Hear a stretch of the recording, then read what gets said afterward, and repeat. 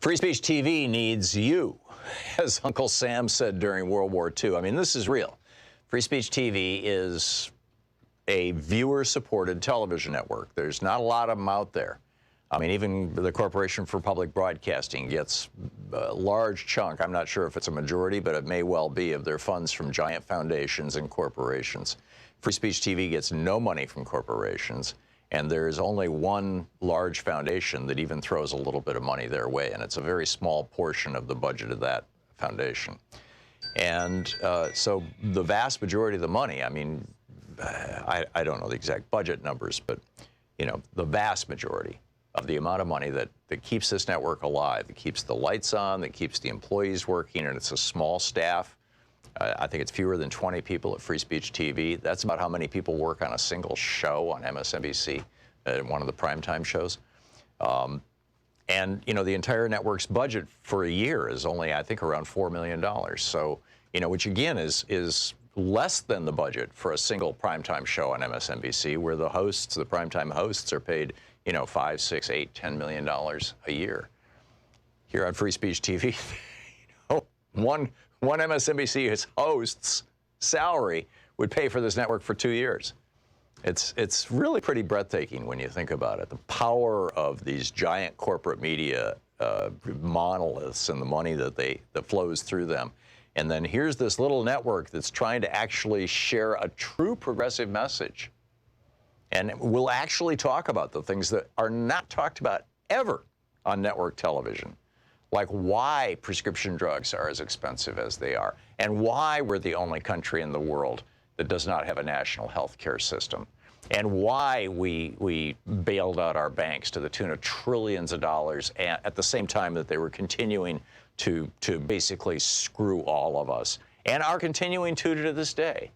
I mean, among many, many, many other things, you know, why these big corporations oppose net neutrality, why the Republicans succeeded in ending net neutrality, why your internet costs so much, why your cell phone service costs so much. It's you know, we pay more than 3 times in the United States for internet what most other countries in the world do. Why?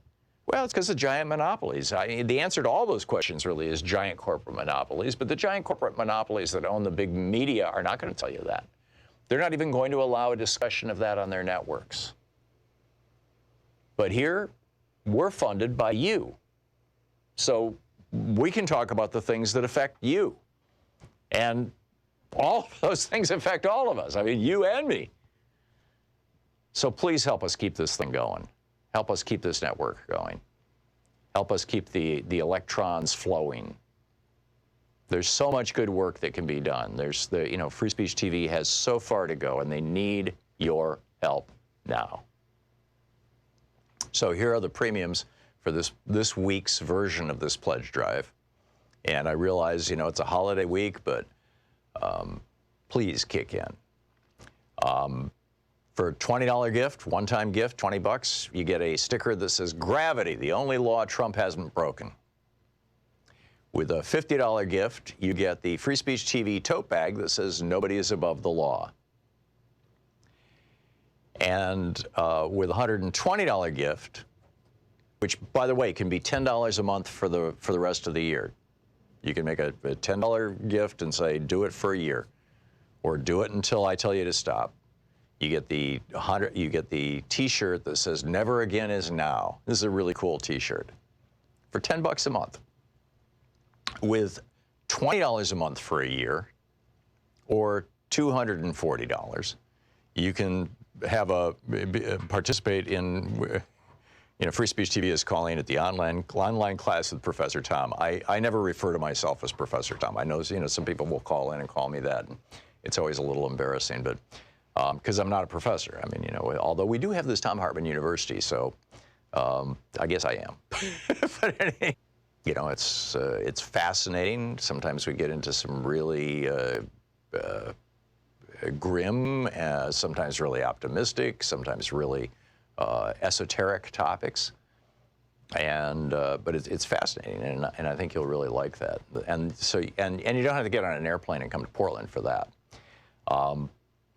With a $30 a month gift, or $360 one-time gift, but $30 a month for a year is $360, 3 times 12.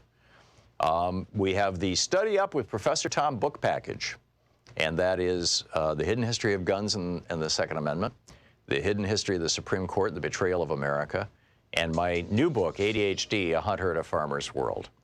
And and these will all be autographed by the author. They'll have a book plate in them with my autograph on them. And with a $1,000 gift, come to Portland, sit on our couch here in our studio, be part of the Peanut Gallery.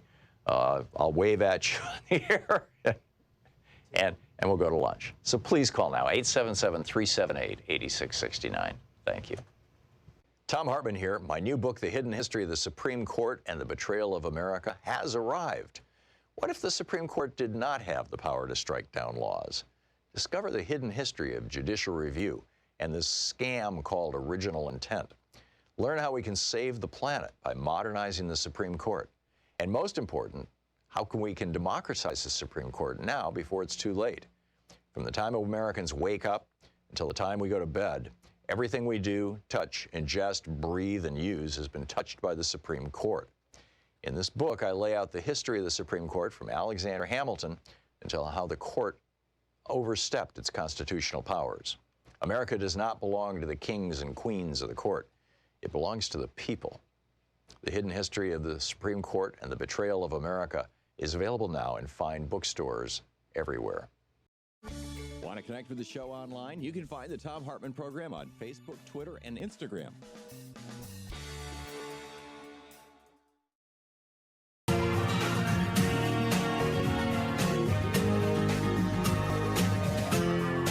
This is the Thom Hartmann Program. And greetings, my friends, patriots, lovers of democracy, truth, and justice, believers in peace, freedom, and the American way. Thom Hartmann here with you. So, I have some questions and some issues that I wanted to share with you. And I think that this is like really consequential stuff. This is like right at the essence of what the House Intelligence Committee, now the Impeachment Committee, has been looking into, and that the Judiciary Committee will be taking up soon. And this is, Donald Trump is following an old script. In fact, it's a script that was in a book that was on the nightstand next to his bed for years, according to his first wife, Ivana Trump. And in her memoirs, I believe it was, or maybe it was in her divorce papers, she noted that Donald Trump had this book on his nightstand next to their bed, and read from it from time to time, and that this book has a quote in it. I just want to read you this quote. This is a quote from this book that was the only gale falsehoods. It would never come into their heads to fabricate colossal untruths, and they would not believe that others would have the impudence to distort the truth so infamously. Even though the facts which prove this to be so may be brought clearly to their minds, they will still doubt and waver and will continue to think that there may be some other explanation. Gee, I think I'll go online and find this 5-page transcript and read the whole thing. No, then it's not going to happen. So when Trump says read the transcript at the same time that he's saying, you know, no quid pro quo, no bribery, no extortion, just like with the Mueller report. I mean, this is a complete recycling, right, of his last strategy. This guy has become so predictable. And so my question for you is, what do you think is his biggest lie? Daily Kos says his biggest lie is read the transcript. I think no collusion, complete exoneration is one of his biggest lies. Obviously, you know, no bribery, no extortion is a big lie. But there's thousands of other lies. I mean, he lied about immigration. He's lied about the number of people who have been separated from their families. He's lied about the policy and why and how the policy came about. He's made 13,435 lies as of about a week ago, according to the Washington Post. He's lied about the stock market. Hey, we've had the biggest stock market. No, Obama had those. He's lied about the job creation and unemployment. Yes, it's low, but it's just following a trend. In fact, that trend has softened. It started with Obama after the great George Bush Republican crash of 2008.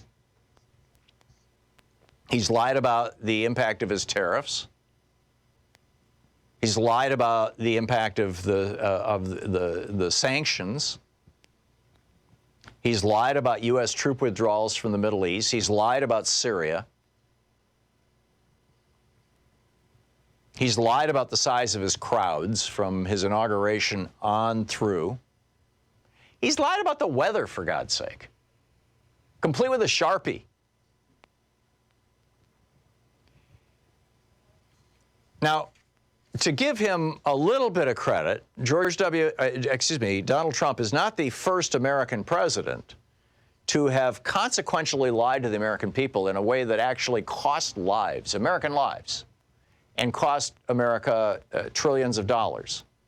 The most recent winner of that award goes to George W. Bush and Dick Cheney, a couple of war criminals who lied us into a war in Iraq, saying that Saddam Hussein had weapons of mass destruction, when in fact they knew that he didn't. And the head weapons inspector for the United Nations, Hans Blick, was saying, nope, there's nothing here.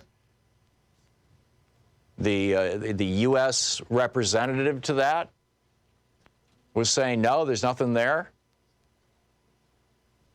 Remember Scott? He was on this program a number of times. You know, they knew that they were lying. Dick Cheney was cherry-picking that evidence. And here we are, right? Here we are. You know, $2-3 trillion in the hole, enough to give Medicare to everyone, right? Enough to cancel all student loan debt in the United States is $1.5 trillion. And just one of the two wars that George W. Bush started unnecessarily, the one that he specifically lied us into, the war in Iraq, has cost us over $2 trillion. All student debt in America is $1.5 trillion. Republicans say, oh, there's no way we can afford to cancel all student debt. Hell, you've got some Democrats saying we can't afford to cancel all the student debt. But we can always afford a new war, right? And now Trump wants to get us in a war with Iran, as far as I can tell. So you go through the list of the things that Trump has done and then lied about.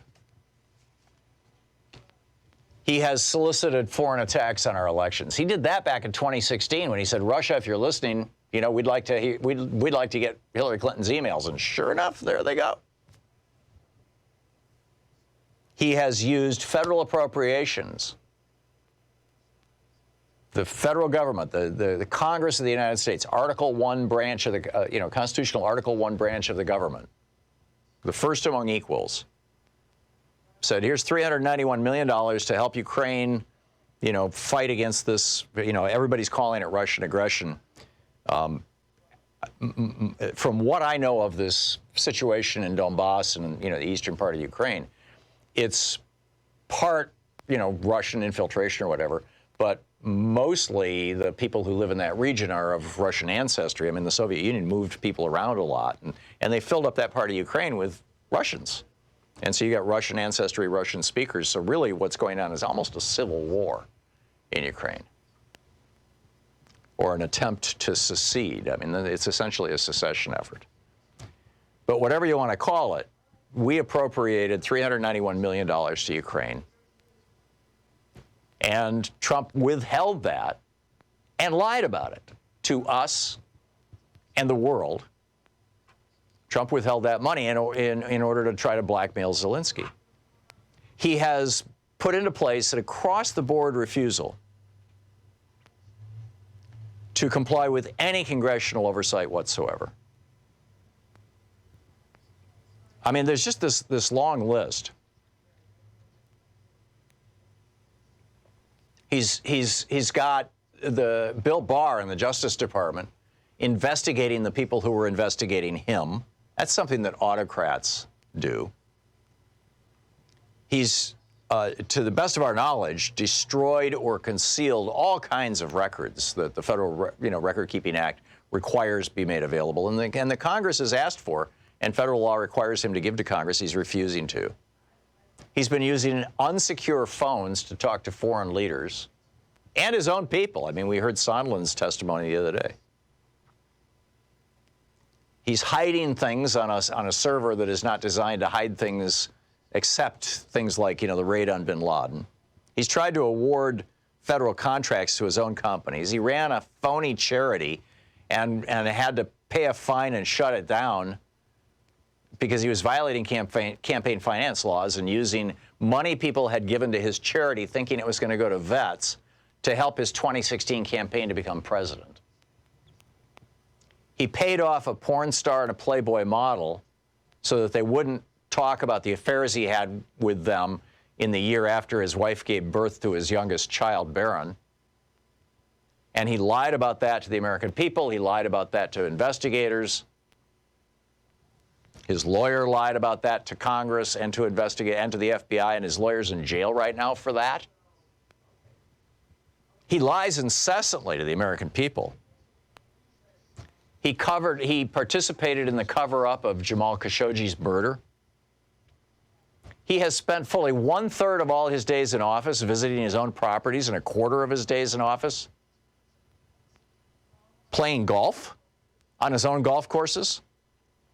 He continues to run the Trump Hotel in Washington, D.C., even though the lease on the old postal, this is the postal office building, the old Washington, D.C. post office. That lease says that if the leaseholder, in this case Donald Trump, ever becomes an elected official, they have to surrender the lease. He hasn't done that. He's violated both emoluments clauses, the foreign and domestic one.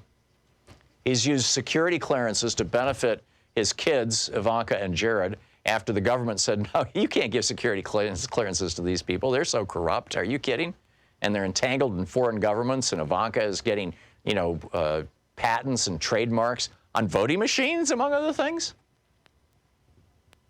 He has shut down our own federal government's efforts to fight domestic terrorism, specifically white nationalism. He's aggressively refused to do anything about an insecure election system. He's got a Hatch Act offender. He's got, in his office, not just one, by the way. I mean, obviously Kellyanne Conway, but there's others who have been using federal property for political purposes. It's against the law. He invites foreign leaders to his private businesses. He uses the presidency to push his private businesses. Andrew Johnson was one of the articles of impeachment against him was that he was inappropriately and unfairly attacking members of Congress and calling them names. Trump is doing that. He's supporting authoritarian leaders around the world and dissing our traditional allies, actual small d democratic governments. I mean, where do you begin? He lies about his conversations with foreign leaders and then hides them from us. What's his biggest lie? This is the Thom Hartmann Program. What is his most consequential lie? You know, another lie is that he won the presidency overwhelmingly. No, I'm sorry. He lost by 3 million votes.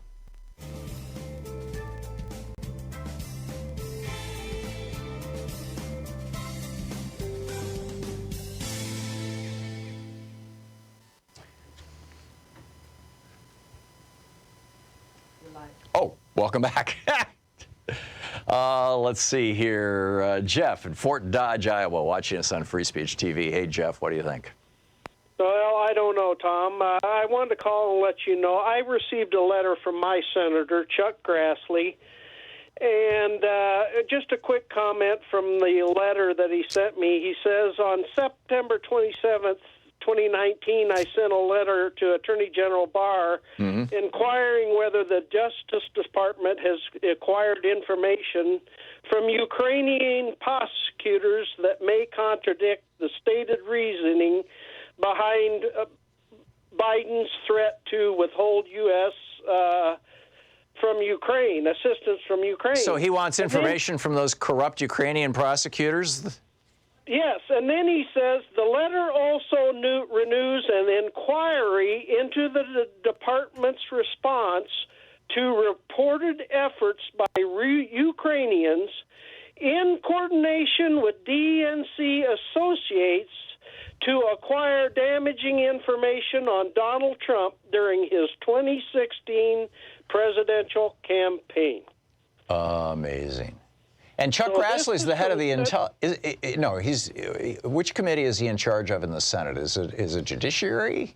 It's Judiciary. Well, at one time, he was the head of the Senate Judiciary Committee, right. But now I think he's just their emeritus, or emeritus. Emeritus. Emeritus is how you say it, yeah. So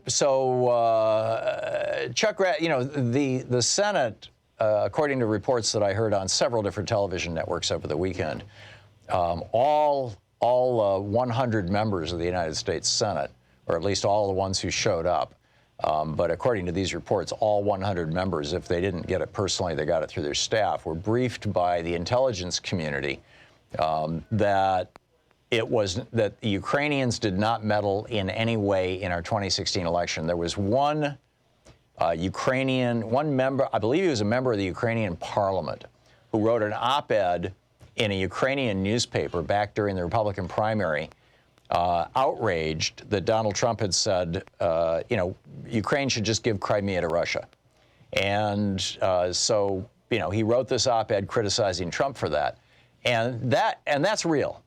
But that's not interfering in our election. That's a member of a foreign parliament, as I recall. He might have been an official in the administration. But it's a member of a foreign government expressing outrage over a presidential candidate saying that foreign government should give away part of their territory to another country. That's not meddling in an election. And that's the only thing that I've heard that has any reality to it. And Nunes pointed this out 2 or 3 times during the hearings, as if it was some giant conspiracy. It's bizarre, Jeff.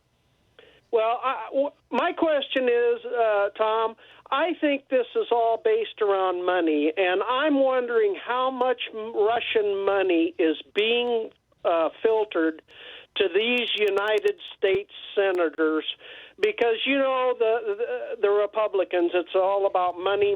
Well, we know about $5 or $6 or $7 million from various Russian oligarchs that has gone to Republican senators. I mean, that's been reported a couple times. But it's not just Russian oligarchs. It's oligarchs all over the world. I mean, you've got Israeli oligarchs, you've got Saudi oligarchs, you've got United Arab Emirates oligarchs who are all supporting the Republican Party and Donald Trump. Seth, what's his last name? Abramson, wrote a book about it. He was on this show about it. It's called Proof of Conspiracy. Jeff, thanks for the call.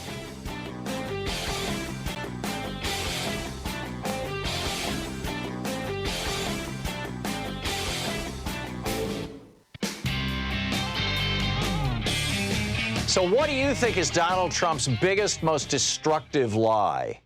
I mean, I think, there's the vilification lies, but the systemic lies, the lies that call into question the integrity of our country. His lie that the press in the United States is the enemy of the people, That's pretty damn consequential. That has a huge impact. I mean, you know, that's echoing Joe Stalin and Mao Zedong. Or his lie that a judge, Judge Cuellar, I think was his name, who was the judge in the Trump University case, because that judge's grandfather was born in Mexico. The judge had been born in Ohio or Indiana or Chicago, somewhere in the Midwest. But he called him a Mexican and said he can't rule, you know, dispassionately on my case. Calling into question our judiciary, that's a pretty consequential lie. I mean, what do you think is the biggest lie? Morris in Long Beach, listening on KPFK. You've got some ideas, Morris? Yes, sir. The biggest lie that the president has told was when he questioned the character of those folks coming from south of the American border. Frederick Douglass once said that an oppressor ever finds in the character of the oppressed justification for the oppression. Right. Donald Trump is simply a projectionist, if you want to understand him, and he's a mean-spirited man. But that's the worst thing he's done, and thank you. You're welcome. I think that's a great entry, Morris. Mike in Lomita, California, listening on KPFK. Hey, Mike, your yeah. Well, I've got 2-4. Yeah. Well, of course, the biggest lie he ever told was when he took the oath of office and swore to defend the Constitution. But my two nominations are for a question you were asking last week. I don't think ever got answered, and that was the quote, "Will no one rid me of this turbulent priest?" Right. And that was from not from literature, but from real life. King Henry II said that, or is supposed to have said something like that. And it's also a short from time Shakespeare, later, isn't it? Only it was meddlesome priest. No. No? Okay. No, it's from real history. Oh, so okay. Henry said, see, his old buddy Thomas Becket he named him to be Archbishop of Canterbury. Oh, yeah. And he grew a conscience after he acquired the position as head of the church.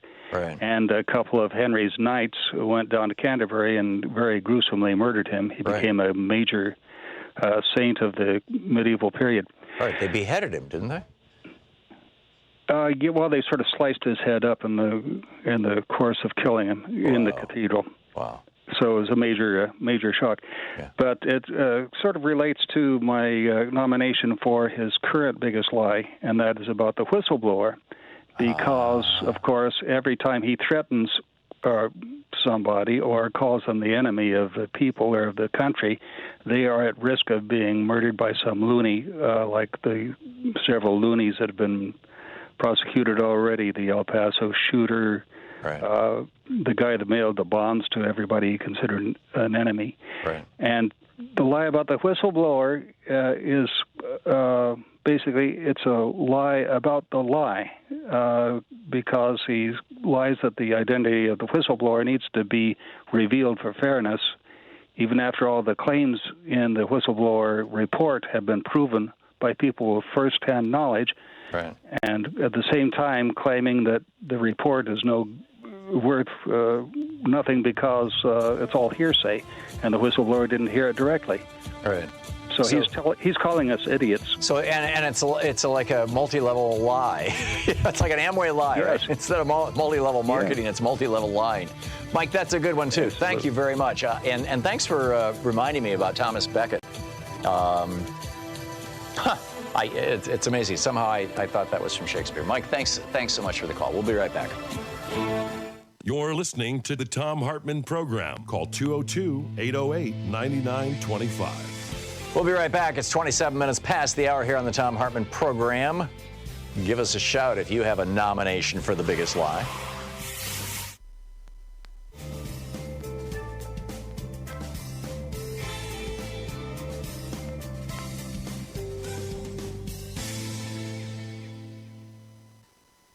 Free Speech TV needs you, as Uncle Sam said during World War II. I mean, this is real.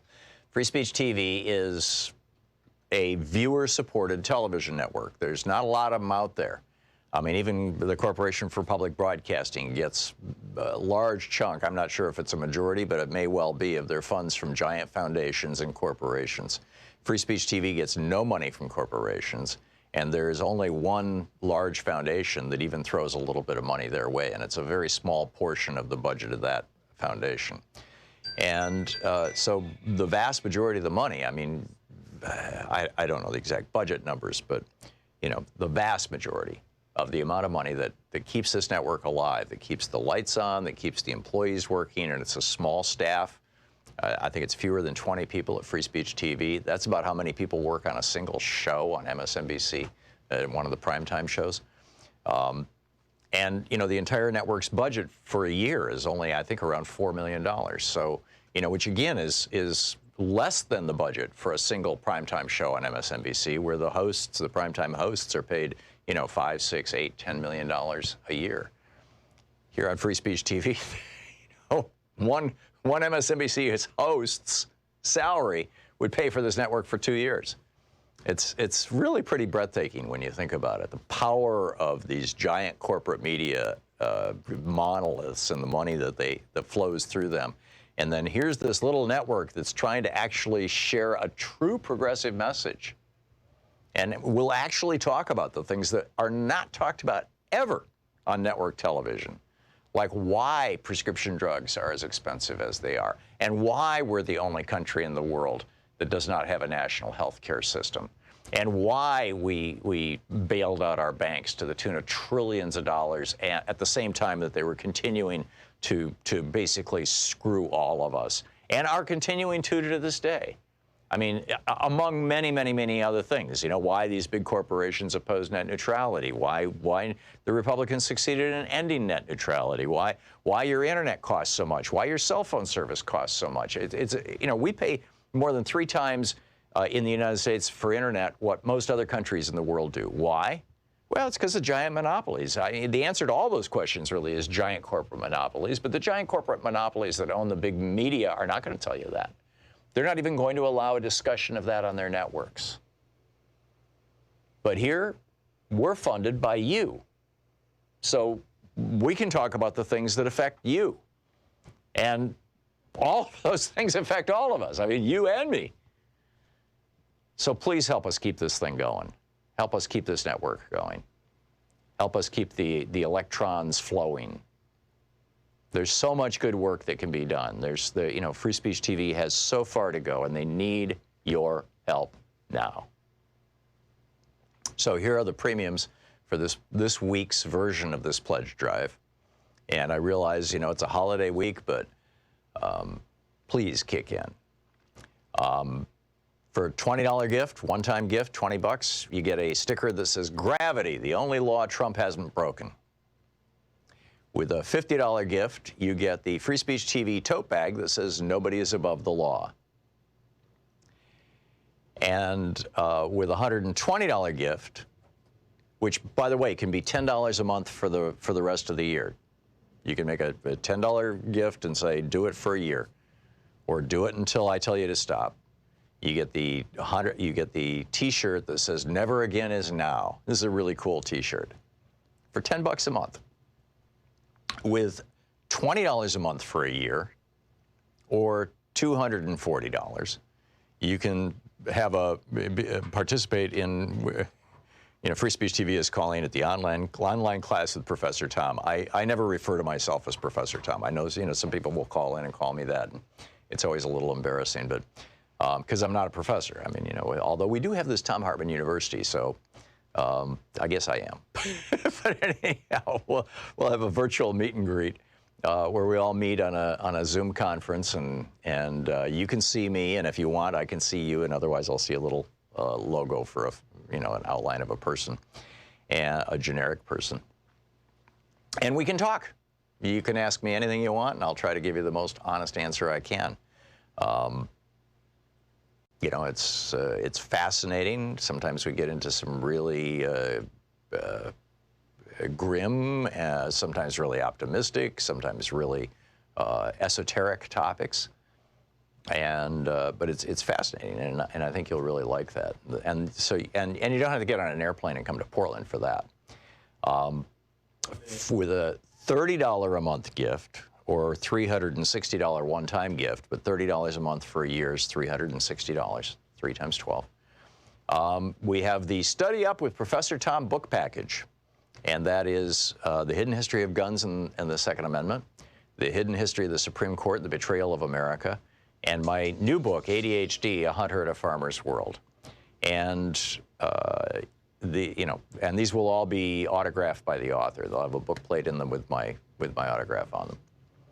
And with a $1,000 gift, come to Portland, sit on our couch here in our studio, be part of the Peanut Gallery. I'll wave at you here, and we'll go to lunch. So please call now, 877-378-8669. Thank you.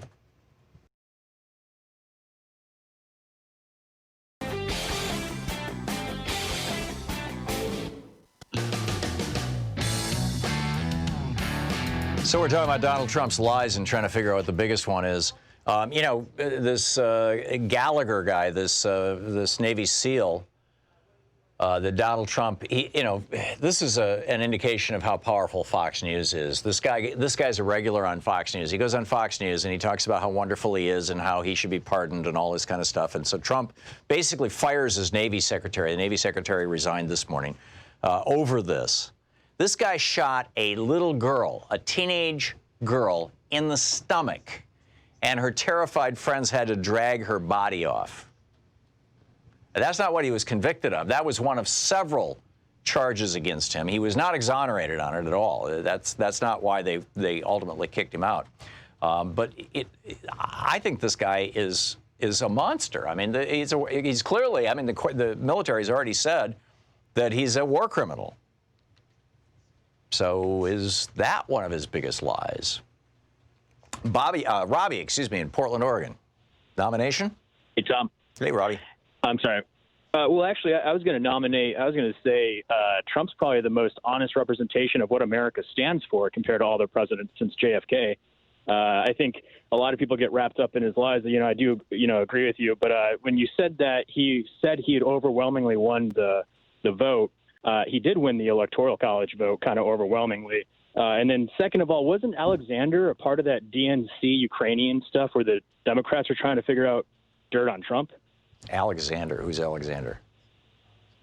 Well, that whole thing about the Ukrainians and the Democrats working when somebody from the DNC camp was looking for Trump, dirt on Trump. Anyway, yeah, it wasn't dirt on Trump. It was when Paul Manafort became the campaign chair. It was fairly common knowledge that Paul Manafort had been working in Ukraine for a corrupt Ukrainian oligarch.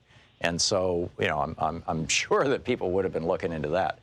But anyway, your point is well taken. I mean, if Trump's saying, well, we're putting troops in Syria to secure the oil, yeah, okay, maybe he's telling the truth. But everything else, no. Michael in Denver. Hey, Michael, what's up? Yes, hi. Good morning, Tom. Tom, to your lead-in just before this caller about CPO Gallagher, right, and all.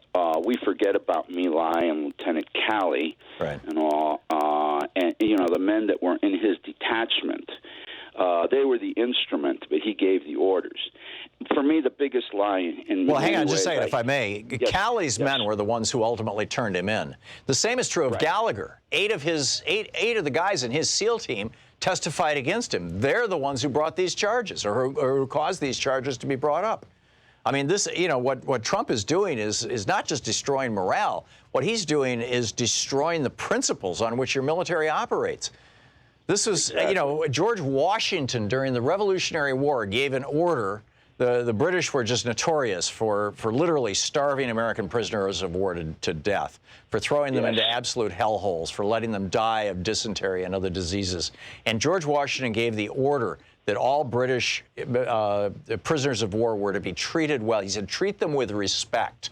And the result of that was, as soon as it became well known among the British soldiers that if you surrendered to the American troops, you'd get 3 square meals and a decent place to sleep every night, and an opportunity to become an American citizen after the war was over, the British started surrendering like there was no tomorrow. I mean, that was one of the things that helped George Washington win the damn war.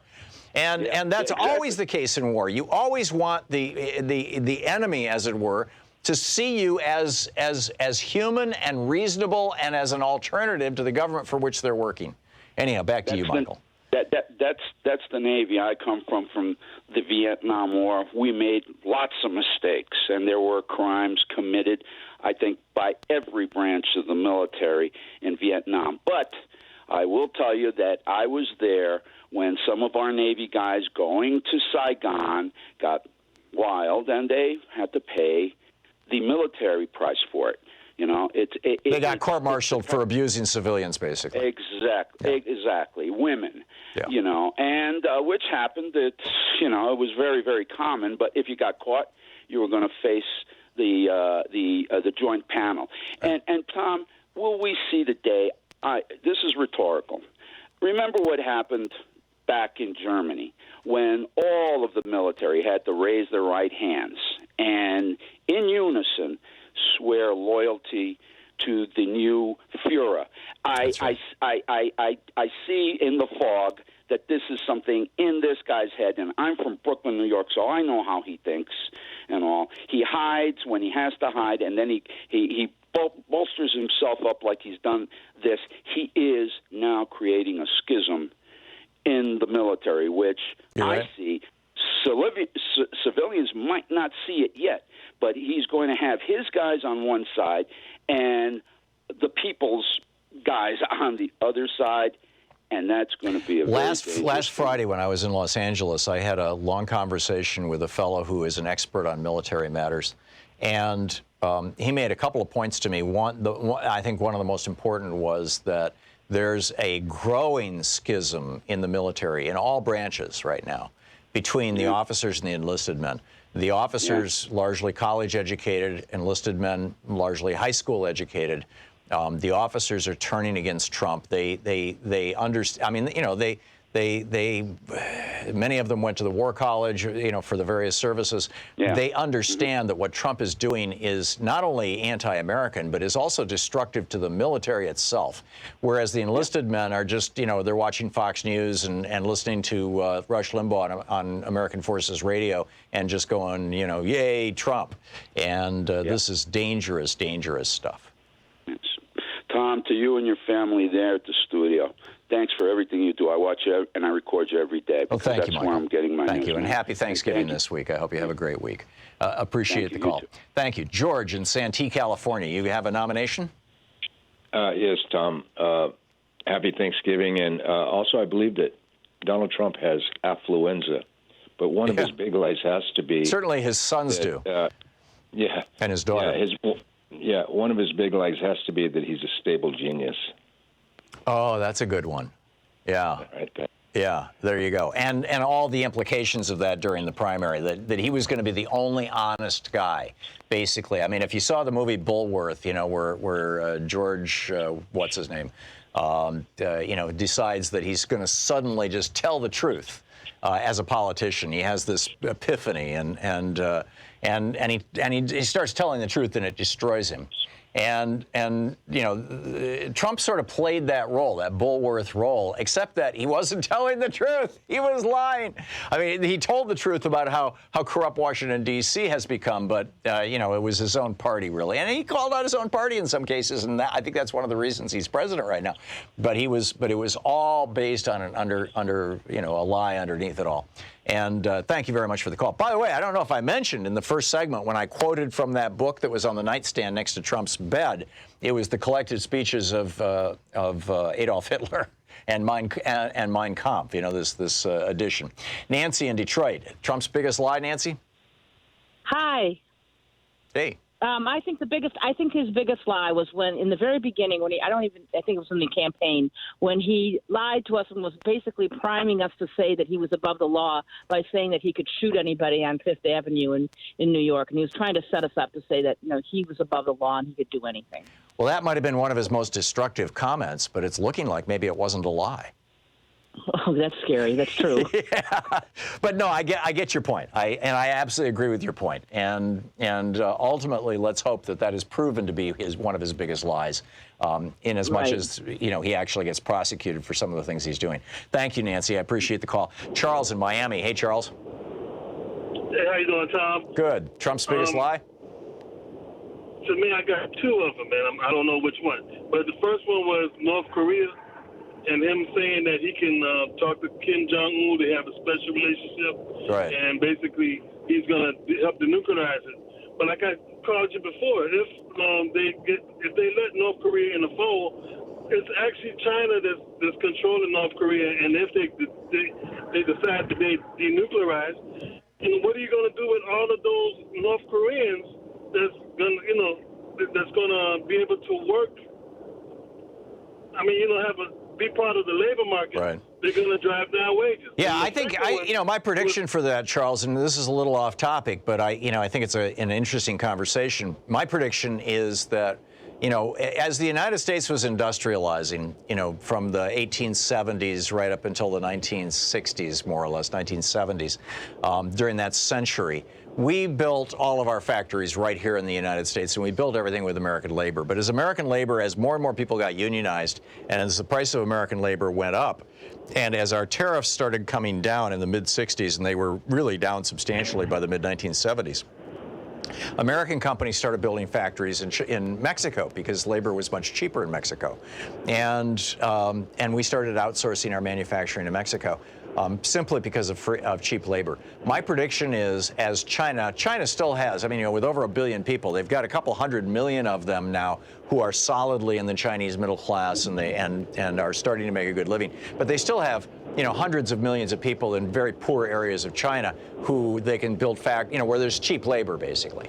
But when China becomes as middle class, on an average kind of per capita basis across, its billion people, when they become as middle class as the United States was in the 1960s, which I think is going to happen in the next 20 years, then they're going to start offshoring their jobs, or not offshoring, but, relocating many of their jobs to North Korea. And then you're going to see North Korea start coming up the way that Mexico did. That's my prediction. Anyhow, Charles, what's your second lie? Okay, the second lie is saying that, they're always fighting between the Kurds and Syria and Turkey, and we should just pull out. What he did was he actually destroyed what President Obama, and as far as I'm concerned, the Democrats were building. We had Iran, where we had a nuclear treaty with them.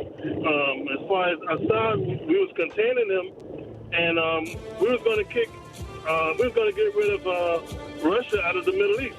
And last but not least, by him not involving Sondland, I think that's the way that they get American diplomats, to be compromised by the Russians, and Well, they're not just compromised by the Russians. They're compromised by Trump himself, Charles. Charles, thank you for the call. Yeah, spot on. I got it. We'll be back. You're listening to Thom Hartmann. Visit ThomHartmann.com for audio and video archive. It's 46 minutes past the hour in the place where smart people get their news, the Thom Hartmann Program. Back with more of your calls on Trump's biggest lie right after this.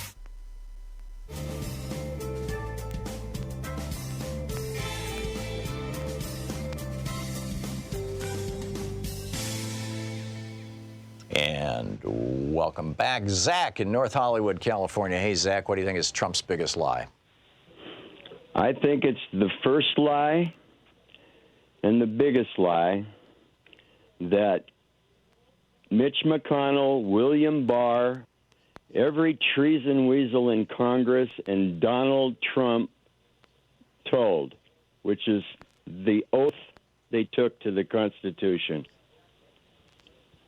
That's a good point. An earlier caller made that comment about Trump taking that oath on Inauguration Day. It's the first and biggest lie, and it's still in our face. Yeah, and one of the most consequential. They're violating their oath of office, and they're doing it on a regular basis.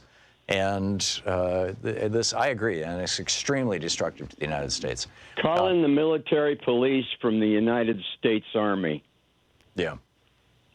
250-pounders with handcuffs. To do what? To arrest Trump. Oh, yeah. Good luck. I don't want the Army arresting Trump, Zach. That would be a military coup. The Army should play no role in impeachment, in removal from office, or anything. This is after the military tribunal.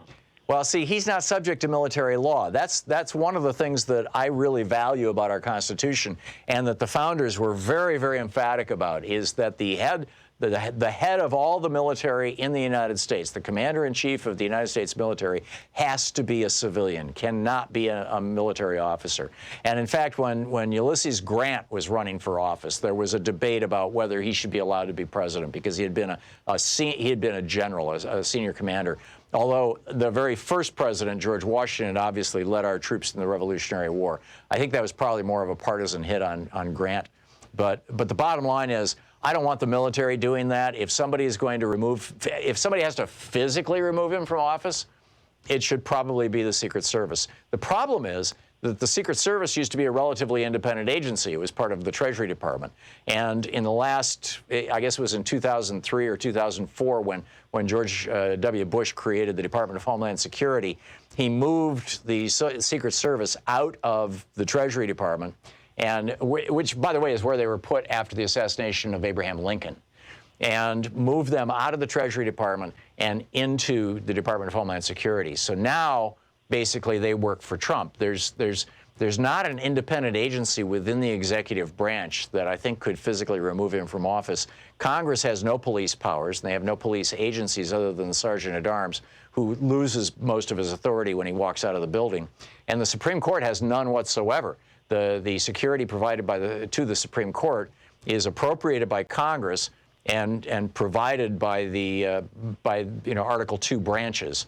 I'm not sure if it's the Secret Service. What about RICO? What about RICO?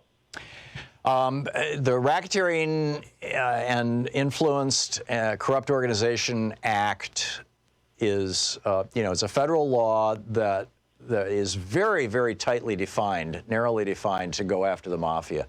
And we had a RICO expert on this program last year, and he said he didn't, unless you could prove that Trump was part of the mafia, which I think actually is something that might be provable.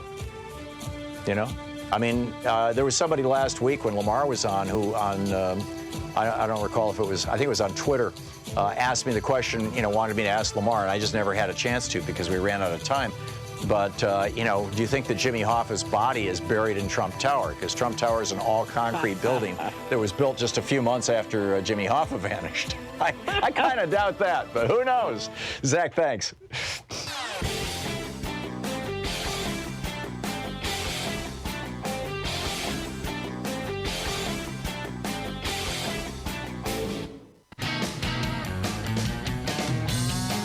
So what is Trump's biggest lie? Ken in Lafayette, Colorado. Ken, what's your nomination?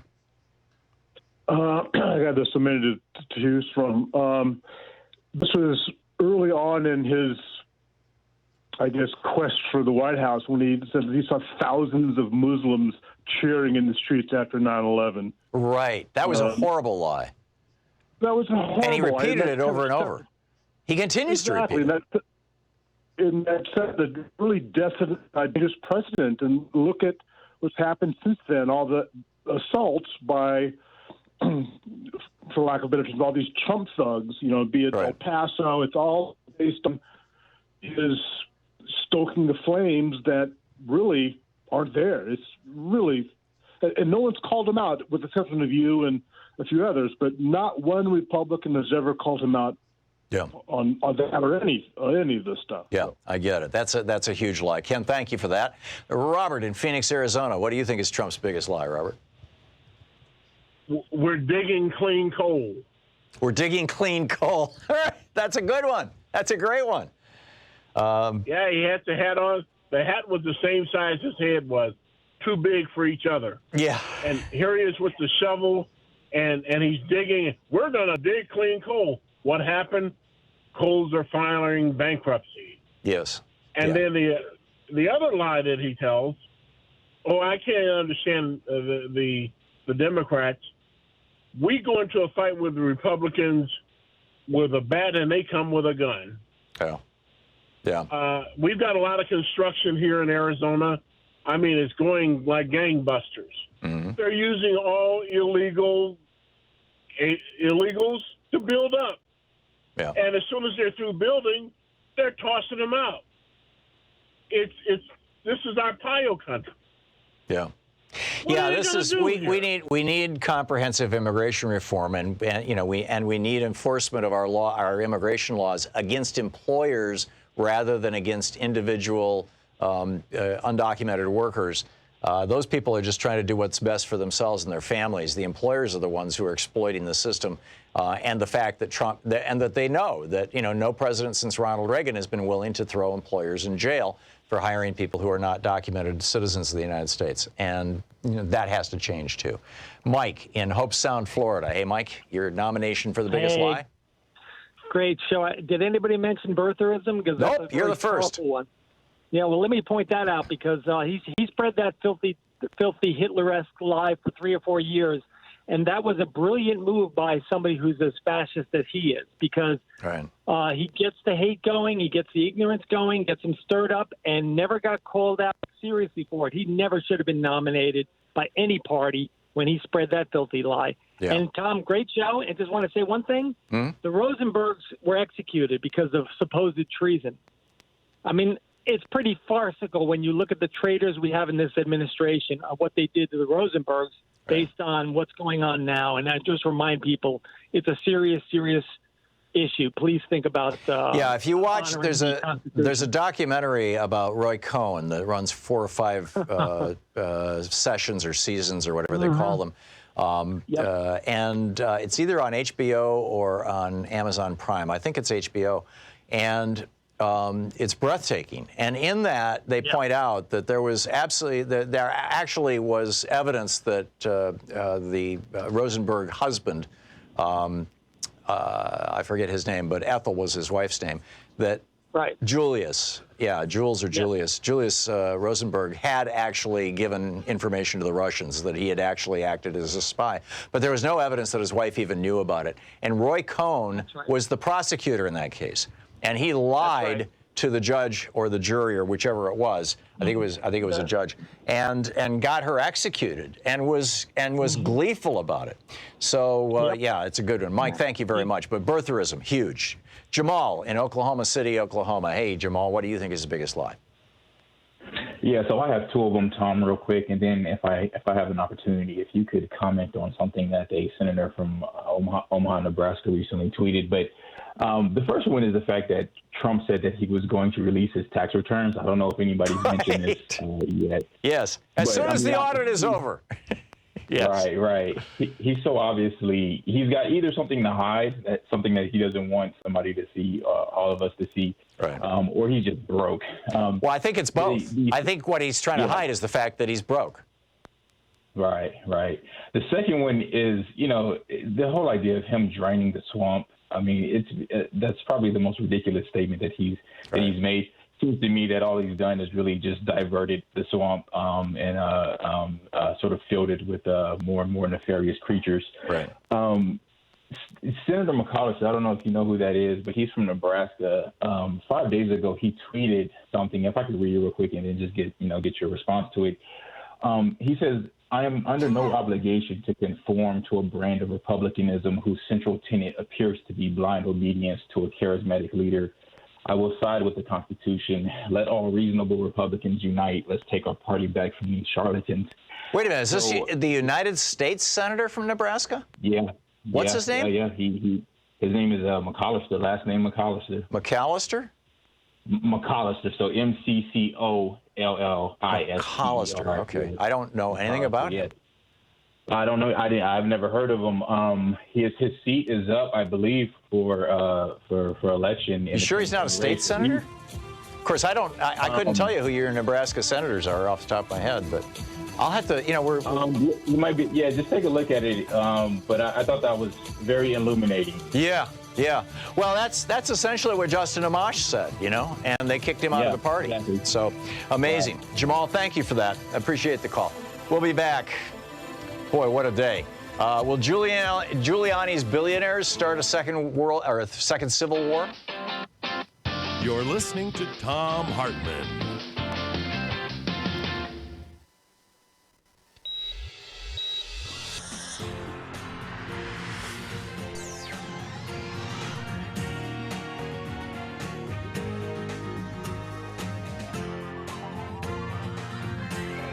We say fight back!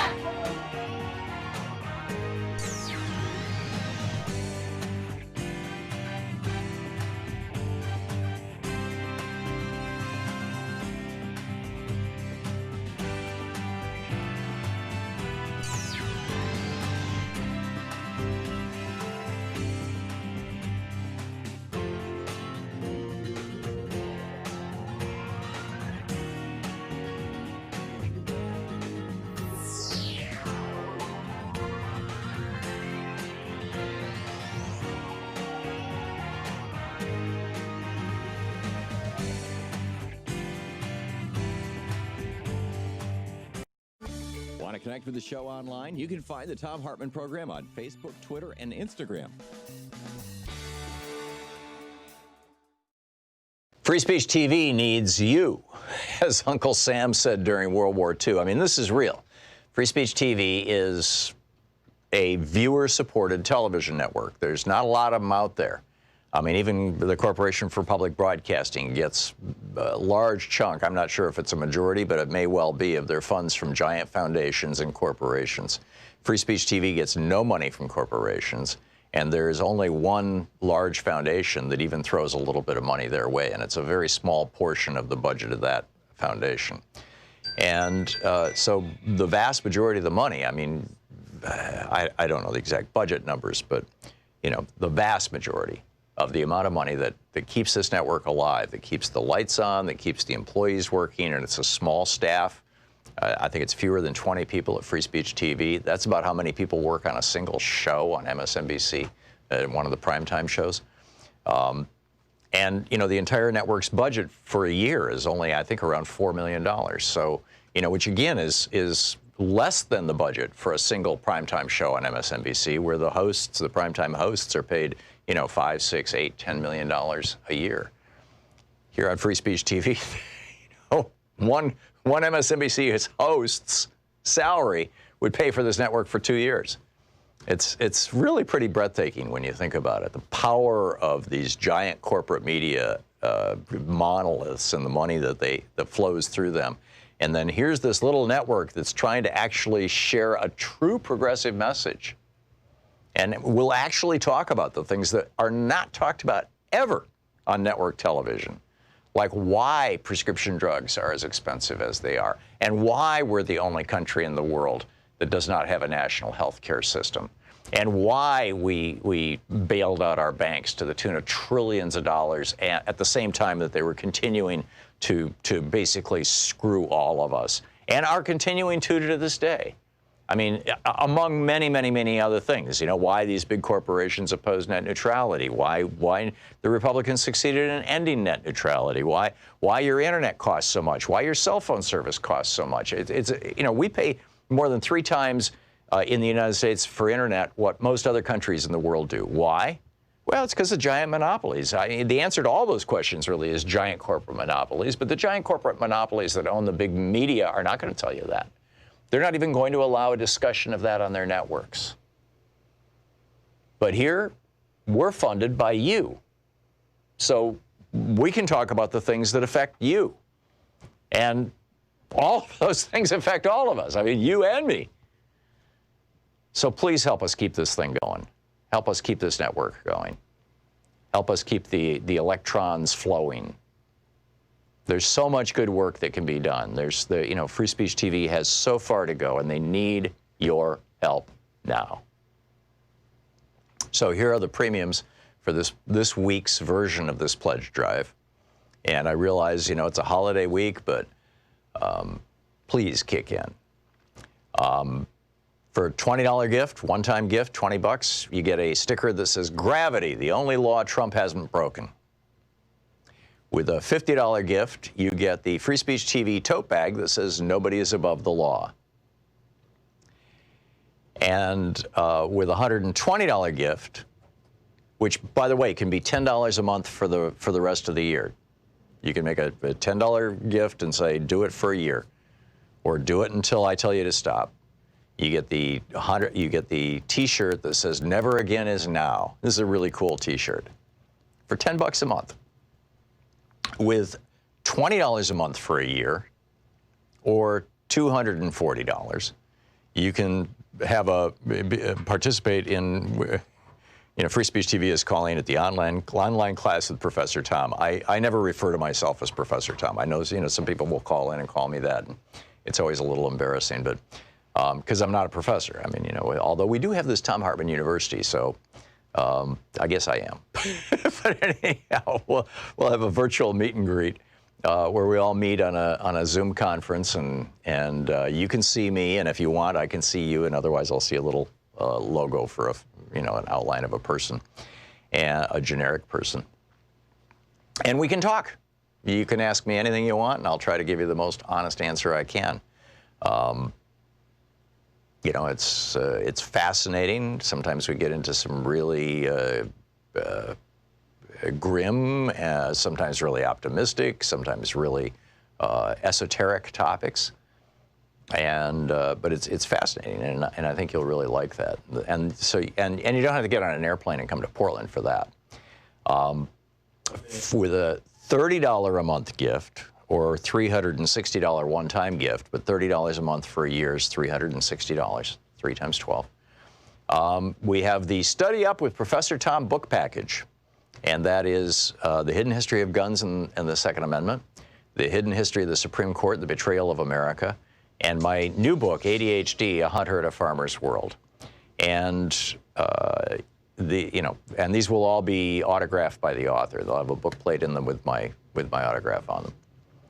And with a $1,000 gift, come to Portland, sit on our couch here in our studio, be part of the Peanut Gallery. I'll wave at you here, and we'll go to lunch. So please call now, 877-378-8669. Thank you. Thom Hartmann here. My new book, The Hidden History of the Supreme Court and the Betrayal of America, has arrived. What if the Supreme Court did not have the power to strike down laws?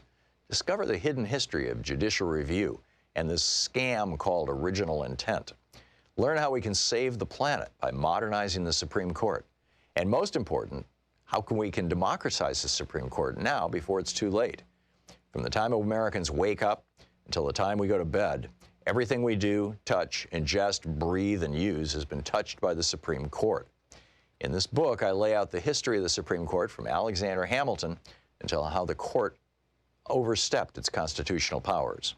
America does not belong to the kings and queens of the court. It belongs to the people. The Hidden History of the Supreme Court and the Betrayal of America is available now in fine bookstores everywhere.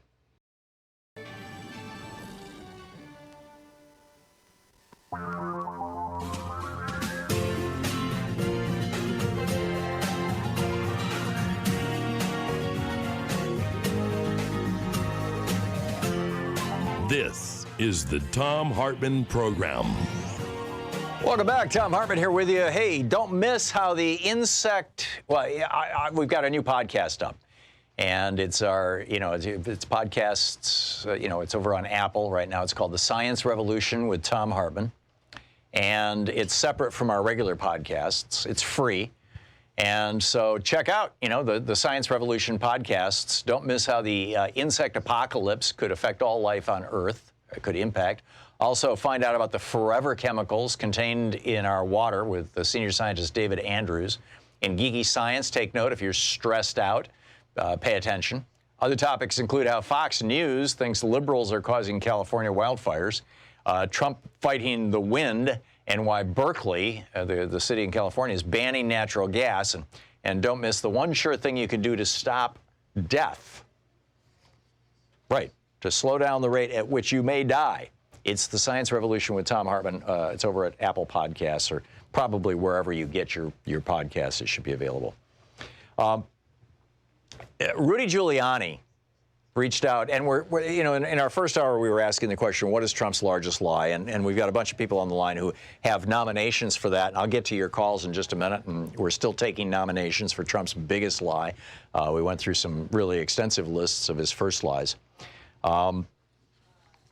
In fact, these are also things that, might be useful for holiday dinners when the family is together and crazy Uncle Ralph starts talking about politics after having watched Fox News for the last year.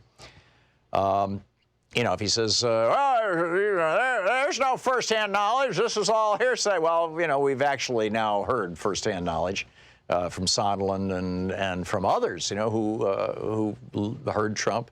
But we would like to hear people who, why isn't Mick Mulvaney testifying? He's the one who put a hold on the money to Ukraine. And then they'll say, well, I don't see where in the Constitution it says that attempting bribery is a crime. I mean, after all, it says the president can be impeached for bribery, treason, or high crimes and misdemeanors, but attempted bribery? Well, attempted bribery is bribery. I mean, it's just that simple. If you walk into a bank and yell, "This is a bank robbery." I mean, you know, with your finger in your pocket pointing out like you've got a gun, right? You don't even have a gun. You walk into a bank, you put your finger in your jacket pocket and make it look like you've got a gun in your coat, and you announce loudly, "This is a robbery, give me all your money." And you get tackled by the guard and dragged away. You are not going to be able to defend yourself against charges of bank robbery by saying, "Why, they never gave me any money." And for that matter, you can't defend yourself by saying, "Well, people walk into banks and make jokes all the time," right? Yeah, right. Try it. Or try that at the TSA line. It's not a good idea. And of course, those people who simply say, "Well, you know, we should just, this is not the role of Congress. This is something for elections to decide," they're wrong. I mean, it's just that simple. They're wrong. There's an interesting piece over at thenation.com. It's titled, "There's a Philosophy Behind Trump's Lies" by Karen Greenberg. And she points out his lies and all the things he's lied about, or a few of them, and how Cheney and Bush did the same thing. And then she gets into basically Hannah Arendt, who I've read from several of her books on this program. You know, she's passed on, but she was one of the great chroniclers of the Holocaust and of the rise of fascism in Germany and other countries as well. And she's talked about how when people do this, they change language. They cause language to have essentially new meanings. Like George W. Bush, instead of saying the people in Guantanamo are prisoners, he says they're detainees. What, they've been detainees for 15 years? Instead of, you know, lawful enemy combatants, they become enemy combatants. In her book, Eichmann in Jerusalem, Arendt reminds us of these new language rules. Numbers seem precise, right? When people quote numbers, people think that they're credible.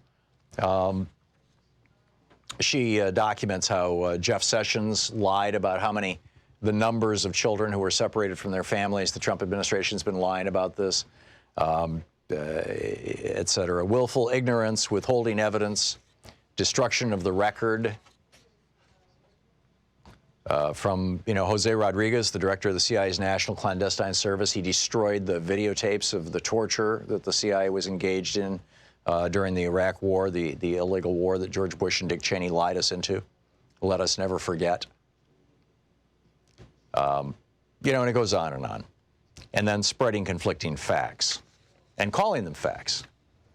These are just, you know, basic strategy things. By the way, Lev Parnas he's been arrested, and his lawyer actually has been arrested.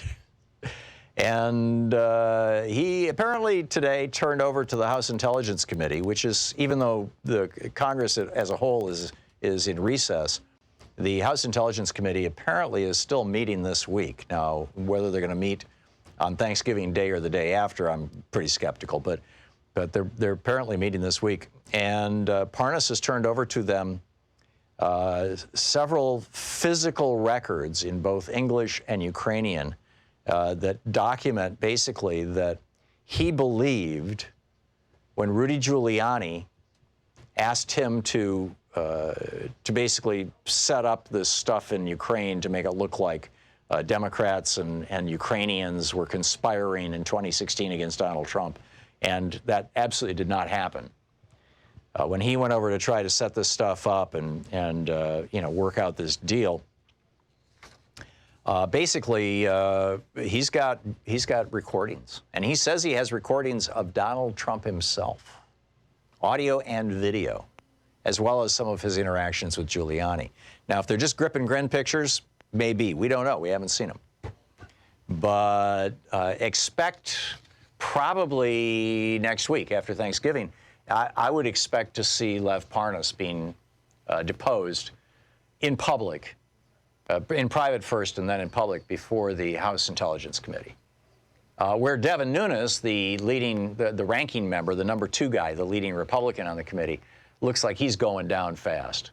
He is being caught up in so many lies, and he was involved with Parnas. In fact, Parnas could be brought before that committee to testify against Nunes, although Adam Schiff is trying to stay away from that as far as he can and let the House, whichever committee it is that does oversight of ethics. I'm not sure if there's a House Ethics Committee, if it's a standalone committee that investigates that, or if that's part of the Oversight Committee. I believe that there's a separate committee, the House Ethics Committee. But in any case, he's trying to leave that to them. But, you know, hey, this guy's the number 2 guy. But anyhow, Parnas has been indicted on federal bribery charges. And his buddy Igor has been, arrested because of this huge banking scandal. He's under investigation by the FBI. And there's a great piece about this in today's New York Times, why Giuiiani singled out 2 Ukrainian oligarchs to help dig up dirt. And both were singled out by Giuiiani. And it has to do with 2 Ukrainian oligarchs, a guy named Dmitry Firtash, he's a Ukrainian billionaire, and a guy named Ihor Kolomoisky, who's also a billionaire oligarch. Now, Kolomoisky is the guy who owns the TV network that the current president, Zelensky, played as a comedian, played the role of a non-corrupt president of Ukraine on before he became president of Ukraine. But Firtash is under indictment in the United States on bribery and racketeering charges. He's facing extradition, and he's hiding out in Austria, I believe. And Giuliani and Lev Parnas and Igor Fruman have been, they essentially went to him and they said, if you hire these 2 lawyers, Victoria Tenzing and Joseph DeGeneva, this is according to this New York Times piece, if you hire these 2 Fox News lawyers who Donald Trump really loves, it'll help you get in tight with Trump, and then he'll blow up the extradition hearing, and you can avoid, you no longer have to hide any longer. And according to the New York Times, in August of this year, Tenzing and DeGeneva were hired by Firtash, by this Ukrainian billionaire oligarch. And Tenzing and DeGeneva, these 2 Fox News lawyers, actually did go to Bill Barr at the Justice Department and said that you really need to drop these extradition stuff against Firtash. Now, in the case of the billionaire who, was the former employer of the current president of Ukraine, Mr. Kolomoisky, when Lev and Igor went to him, when Giuliani when Lev and Igor went to him, he kicked them out of his office. I mean, it's really kind of almost funny. They said that they wanted to talk to him about a natural gas deal, and he was like, no. And then he said, and this is how the exchange went. He says, did you see a sign on the door that says meetings with Zelensky arranged here? And they said, no. And I said, well, then you've ended up in the wrong place. He kicked them out of his office. Amazing. Okay, so there's that. And then there's the question, do you think that America's billionaires will start a second civil war? The cover story in The Atlantic this month is about a second civil war in the United States and how to avoid it. And I want to get into that after the break, and then we'll pick up your phone calls on that, as well as, Trump's biggest lies. So a lot going on, and stick around. We'll be right back. This is the Thom Hartmann Program. 17 minutes past the hour. It's the Thom Hartmann Program. Viagra for your brain. But don't tell Limbaugh. He'll want some.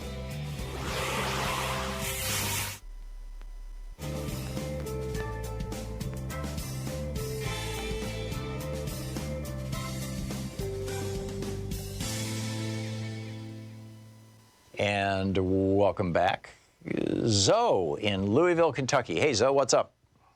Hey, not a lot. So yeah, the dogs and I have been talking it over. Okay. And we've decided how do you first the conversation went to how do you determine Trump's biggest lie, and suddenly my mind went to how do you catch a wave upon the sand, or how do you hold a moonbeam in your hand? Right.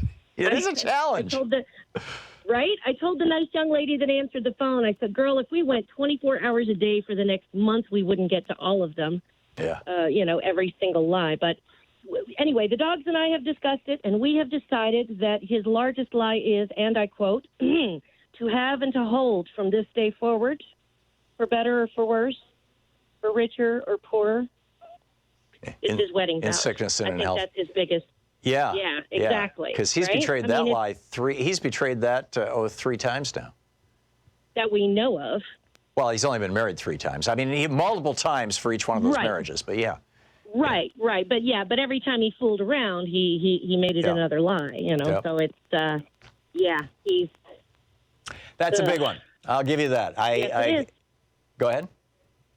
Oh, no, just that's the biggest one that I could think of. Okay. Zoe, well done. Thank you very much. Tomorrow's another day. Take care. There you go. Thanks, Zoe. Joy in North Fork Valley, Colorado. Hey, Joy, what do you think is the biggest lie? Hi, Tom. Well, I think the first one is at the election saying that he won because he did not win. He lied, cheated, and stole his way with the help of Russia, so he's a Russian agent. And then whoops, I can't hear you. No, I'm still here. I was just listening to you. Oh, okay. Oh, thank you. And then, so that's the day of the declared, that. Right. And then the second is, as it's been said, taking the oath of office. Right. So his first act as president is also a lie. Yeah. So they're all lies and they're all enormous, but that's just the first as he was declared that he would be president and the first as president. Good ones. Thank you very much, Joy. Great to hear from you. Mary Ann in Port Townsend, Washington. What do you think is Trump's biggest lie? Hi. Well, it's basically one of a mission, and we're talking about Putin and Trump, but I think we're ignoring the bigger picture of the Republicans in our Congress in particular and their connection to Russia. In particular, if you go back and you see some of the faces out in the media and who's covering and supporting Trump, if you look at the Appropriations Committee in 2018, when 6 senators and 1 House rep went to Russia and met with Putin and one of the oligarchs there on the 4th of July of all dates. Right. And Richard Shelby was the head of the committee. You have Ron Johnson, John Kennedy, that was just yesterday, supporting the lie. Right. It's rather amazing to see that, and it's not being covered.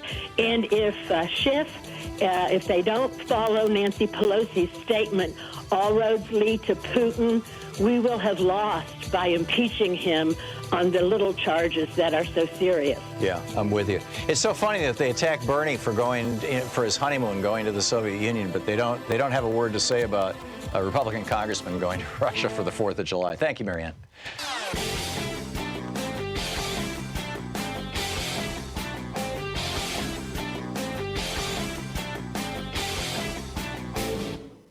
Thom Hartmann here. My new book, The Hidden History of the Supreme Court and the Betrayal of America, has arrived. What if the Supreme Court did not have the power to strike down laws? Discover the hidden history of judicial review and this scam called original intent. Learn how we can save the planet by modernizing the Supreme Court. And most important, how we can democratize the Supreme Court now before it's too late. From the time Americans wake up until the time we go to bed, everything we do, touch, ingest, breathe, and use has been touched by the Supreme Court. In this book, I lay out the history of the Supreme Court from Alexander Hamilton until how the court overstepped its constitutional powers. America does not belong to the kings and queens of the court. It belongs to the people. The Hidden History of the Supreme Court and the Betrayal of America is available now in fine bookstores everywhere. ThomHartmann.com.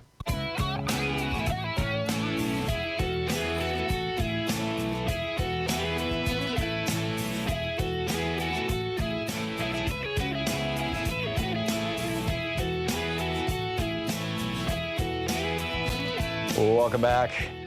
So, I want to dig into this revenge of the billionaires. I mean, it's published right now. It's over at TruthDig, the website Truthdig, and I start by talking about how the current issue of The Atlantic is titled "How to Stop a Civil War," and every article. Well, I've got my copy of it. I haven't read every single article in the magazine, but all of the articles I've read so far are about a second civil war. I'm guessing that probably all of them are. And in my opinion, what's happening here is that we are now no longer a functioning democracy. Now, I think it's possible for us to get back to being a functioning democracy, but I don't think that we've been a genuine functioning democracy since somewhere in the late 90s, early 2000s.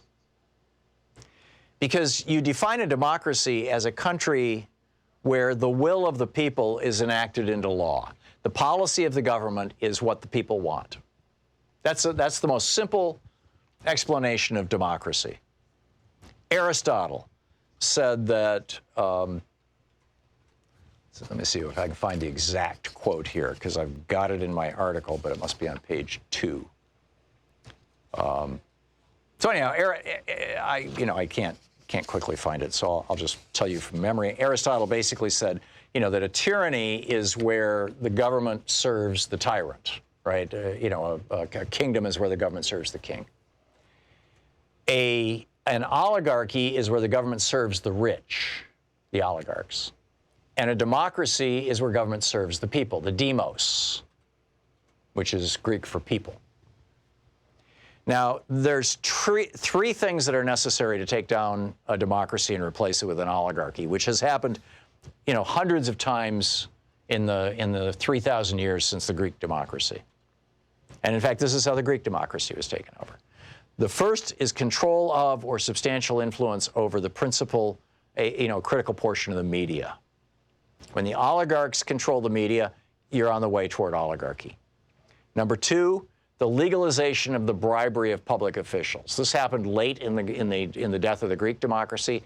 It happened relatively early in the Roman experiment with democracy. What this does is it allows the oligarchs to achieve majority control of the legislative process so they can pass laws that only benefit themselves.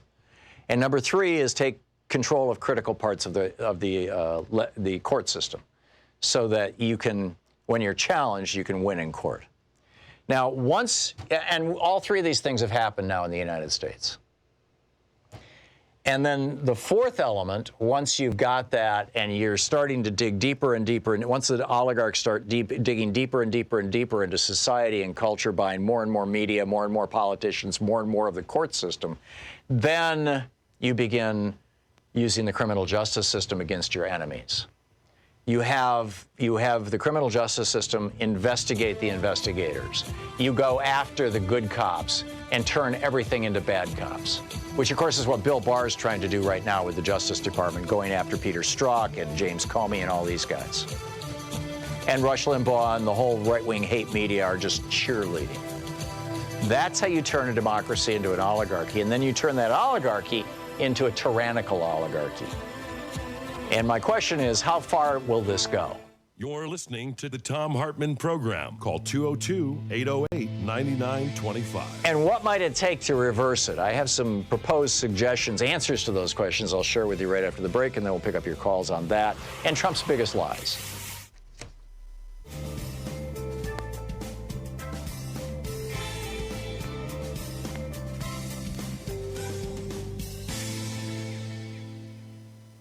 Free Speech TV needs you, as Uncle Sam said during World War II. I mean, this is real. Free Speech TV is a viewer-supported television network. There's not a lot of them out there. I mean, even the Corporation for Public Broadcasting gets a large chunk. I'm not sure if it's a majority, but it may well be, of their funds from giant foundations and corporations. Free Speech TV gets no money from corporations. And there is only one large foundation that even throws a little bit of money their way, and it's a very small portion of the budget of that foundation. And so the vast majority of the money, I mean, I don't know the exact budget numbers, but the vast majority of the amount of money that keeps this network alive, that keeps the lights on, that keeps the employees working, and it's a small staff. I think it's fewer than 20 people at Free Speech TV. That's about how many people work on a single show on MSNBC, one of the primetime shows. And the entire network's budget for a year is only, I think, around $4 million. So, which again is less than the budget for a single primetime show on MSNBC, where the primetime hosts are paid, $5, $6, $8, $10 million a year. Here on Free Speech TV, one MSNBC host's salary would pay for this network for 2 years. It's really pretty breathtaking when you think about it. The power of these giant corporate media monoliths and the money that flows through them. And then here's this little network that's trying to actually share a true progressive message. And we'll actually talk about the things that are not talked about ever on network television, like why prescription drugs are as expensive as they are, and why we're the only country in the world that does not have a national health care system, and why we bailed out our banks to the tune of trillions of dollars at the same time that they were continuing to basically screw all of us, and are continuing to this day. I mean, among many, many, many other things, why these big corporations oppose net neutrality, why the Republicans succeeded in ending net neutrality, why your internet costs so much, why your cell phone service costs so much. We pay more than 3 times in the United States for internet what most other countries in the world do. Why? Well, it's because of giant monopolies. The answer to all those questions really is giant corporate monopolies, but the giant corporate monopolies that own the big media are not going to tell you that. They're not even going to allow a discussion of that on their networks. But here, we're funded by you. So we can talk about the things that affect you. And all of those things affect all of us. I mean, you and me. So please help us keep this thing going. Help us keep this network going. Help us keep the electrons flowing. There's so much good work that can be done. Free Speech TV has so far to go, and they need your help now. So here are the premiums for this week's version of this pledge drive. And I realize, it's a holiday week, but please kick in. For a $20 gift, one-time gift, $20, you get a sticker that says, "Gravity, the only law Trump hasn't broken." With a $50 gift, you get the Free Speech TV tote bag that says, "Nobody is above the law." And with a $120 gift, which, by the way, can be $10 a month for the rest of the year. You can make a $10 gift and say, "Do it for a year," or "Do it until I tell you to stop." You get the T-shirt that says "Never Again is Now." This is a really cool T-shirt for $10 a month. With $20 a month for a year, or $240, you can have participate in. Free Speech TV is calling it the online class with Professor Thom. I never refer to myself as Professor Thom. I know some people will call in and call me that, and it's always a little embarrassing, but because I'm not a professor. I mean, although we do have this Thom Hartmann University, so. I guess I am. But anyhow, we'll have a virtual meet and greet where we all meet on a Zoom conference, and you can see me, and if you want, I can see you, and otherwise I'll see a little logo for an outline of a person, and a generic person. And we can talk. You can ask me anything you want, and I'll try to give you the most honest answer I can. It's fascinating. Sometimes we get into some really grim, sometimes really optimistic, sometimes really esoteric topics. But it's fascinating, and I think you'll really like that. And you don't have to get on an airplane and come to Portland for that. With a $30 a month gift, or $360 one-time gift, but $30 a month for a year is $360, 3 times 12. We have the Study Up with Professor Thom book package, and that is The Hidden History of Guns and the Second Amendment, The Hidden History of the Supreme Court, The Betrayal of America, and my new book, ADHD, A Hunter at a Farmer's World. And and these will all be autographed by the author. They'll have a book plate in them with my autograph on them. And with a $1,000 gift, come to Portland, sit on our couch here in our studio, be part of the Peanut Gallery. I'll wave at you here, and we'll go to lunch. So please call now, 877-378-8669. Thank you. Want to connect with the show online? You can find the Thom Hartmann Program on Facebook, Twitter, and Instagram.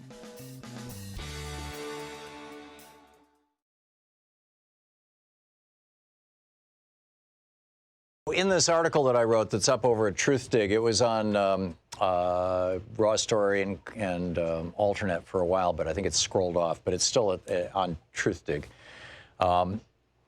where I'm asking, could an oligarchy of the morbidly rich basically overthrow our democracy or create a second civil war, literally a second civil war, where people are shooting each other, as the Atlantic is hypothesizing.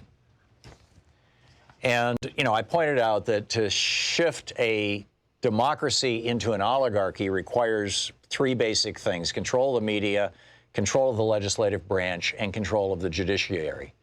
And the oligarchs in this country have succeeded in all three of those. We know from the 2014 study that Gillens and Page from Princeton and Northwestern published that the desires of the bottom 90% of Americans are not being turned into legislation and haven't been since the 1980s. The Reagan Revolution was genuinely a revolution. It turned America, it began the process of turning America from a functioning democracy into a full-blown oligarchy. And now, in my opinion, we're in the process of moving from an oligarchy into a tyrannical oligarchy, an oligarchy that has a police state attached to it. And we'll see, as Bill Barr, I guess December 9th is the date that he said he's going to announce the outcome of the investigations into police agencies, looking into the FBI. Now, police looking at themselves, that, has a long and storied and positive tradition. Internal investigations, internal affairs divisions. You want the police to be looking over themselves. But the FBI already has that. The Department of Justice already has that. It's called the Inspector General.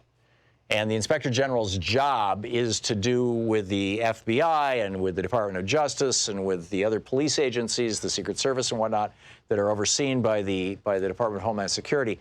The Inspector General's job is to basically do the same thing that when you watch the cop shows on TV where they all hate internal affairs because internal affairs is looking for bad cops. They do the same thing. So we've already got that. This is coming from an appointed political official, Bill Barr. And so that, that's a very, very dangerous thing. So how do we step back from this? Or where is this going to go? Where does it go next? In my opinion, if Trump is reelected, the beginning of the police state that you're seeing right now with Bill Barr ordering investigations into people like James Comey, the former FBI director, people who investigated Trump, will expand.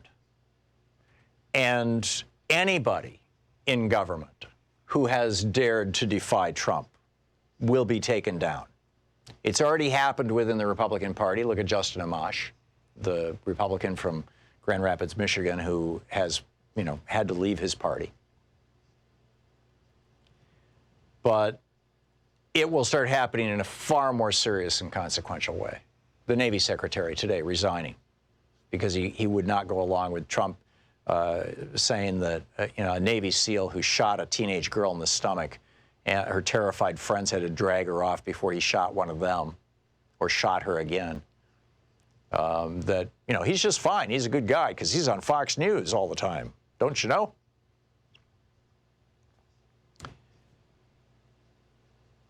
But the point that I make in this article is that we have been here before. That the Civil War was about oligarchs rising up and then creating a police state. In the South, there were a couple of thousand plantation owners who basically controlled the economy of the South. They were the South's oligarchs. I mean, we know the names of many of them from the 1700s. Patrick Henry, Thomas Jefferson, James Madison, right? These were oligarchs, Southern oligarchs. Well, by the 1850s, they had become massively richer. The South actually controlled more wealth when you consider the value of the human beings who had been enslaved by these Southern oligarchs.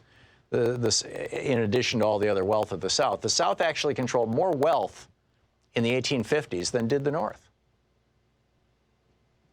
Now, that flipped with the Industrial Revolution. By the 1880s, that had completely changed.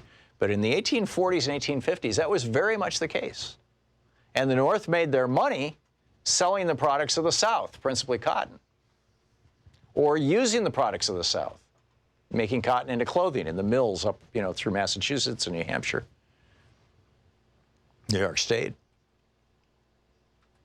So the oligarchs in the South, in order to enforce their oligarchy, created a police state. They had these slave patrols that the Second Amendment provided for.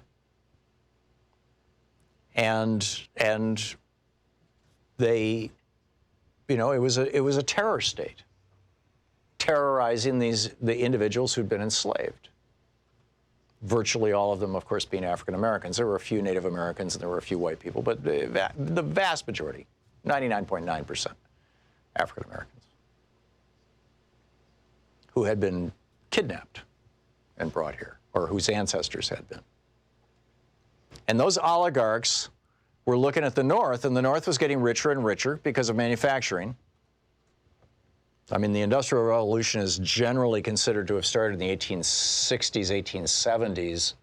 But really, I mean, we had railroads going in the 1840s, 1830s, 1840s. We had, we were making steel. We were certainly mining coal. A lot of that was in the North. And so the Southern oligarchs were looking at the potential for the rise of oligarchs in the North. This was before Carnegie and Rockefeller and all. Those were all in the 1880s, 1890s. So this was before the rise of the Northern oligarchs. The Southern oligarchs looked at the North and they said, pretty soon you're going to have Northern oligarchs and we're going to be in conflict with them. What the hell? Let's just split off our own country and continue to run the South as, not as a democracy, but as an oligarchy with a police state. And Abraham Lincoln had two choices. He could say, okay, see you guys later, or no, you can't leave. And he chose the latter, and that got us the Civil War. But that was the first time that oligarchs declared war on the United States.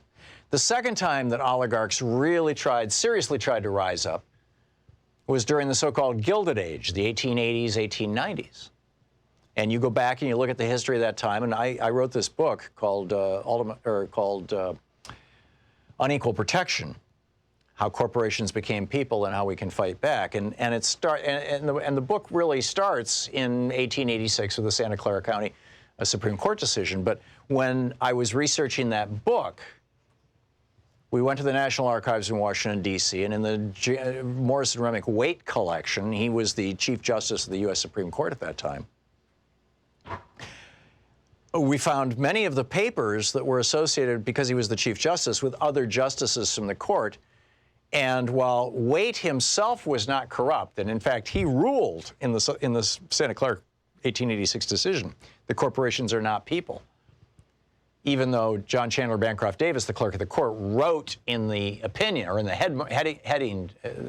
the header to the opinion, the head note to the opinion, that Waite had said, we all agree corporations are people. He took it completely out of context. While Waite was not corrupt, Stephen J. Field was. Stephen J. Field was the member of the Supreme Court from California. He also, back in those days, members of the court also were circuit court judges, and so he was he did the Ninth Circuit, which was California at that time. And he was the one, in fact, who sent the 5 railroad tax cases up to the Supreme Court, all of them using the device of corporate personhood, saying that corporations were persons. He was desperately trying to get this done. Well, it turns out he was doing this because one of the railroad oligarchs was bribing him. So we had the railroad oligarchs in the 1880s, and the steel oligarchs, and the coal oligarchs, and the oil oligarchs reaching out and bribing members of Congress, trying to seize control of the legislative branch, bribing members of the judiciary, the Supreme Court, trying to seize control of the Supreme Court. And of course, they already had, strong control of the electoral processes through gerrymandering and things like that. And we fought back. We fought back with the Sherman Antitrust Act in 1890. And then 10 years later, 11 years later, Teddy Roosevelt became president. And Teddy Roosevelt used that act to break up these big corporations and slow down the oligarchs, the rise of the oligarchs. And then William Howard Taft after him, the two progressive Republican presidents did this. And then came World War I.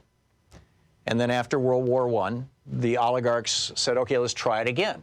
And they sponsored Warren Harding in the election of 1920 to become president under the platform of cut taxes at the top. The top tax rate was 91% at that time. Cut taxes and have, less government in business and more business in government. In other words, privatize and deregulate. And Harding won.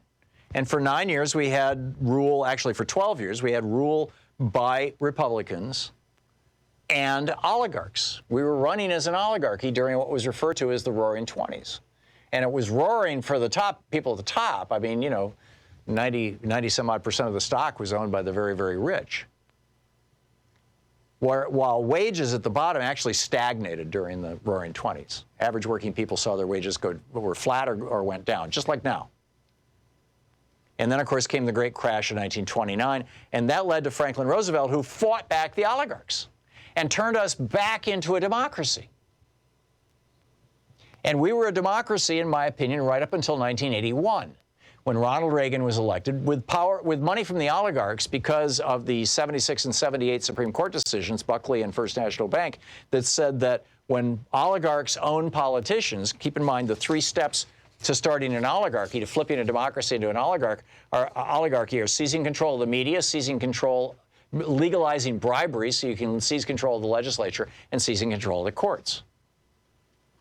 And in those 2 decisions, the second one actually authored by Lewis Powell, the Supreme Court said if billionaires want to own the politicians, that's fine, that's legal. That's free speech. It's protected by the First Amendment. And that led to millions and millions of dollars being poured into the Republican Party. The Democratic Party was still largely funded by unions at the time, so they didn't need that money. All this money went into the GOP, and that brought the Reagan Revolution. And within a decade of Ronald Reagan being elected, we no longer were doing what the people wanted. We were no longer a functioning democracy. We were doing what the oligarchs wanted. We were doing tax cuts.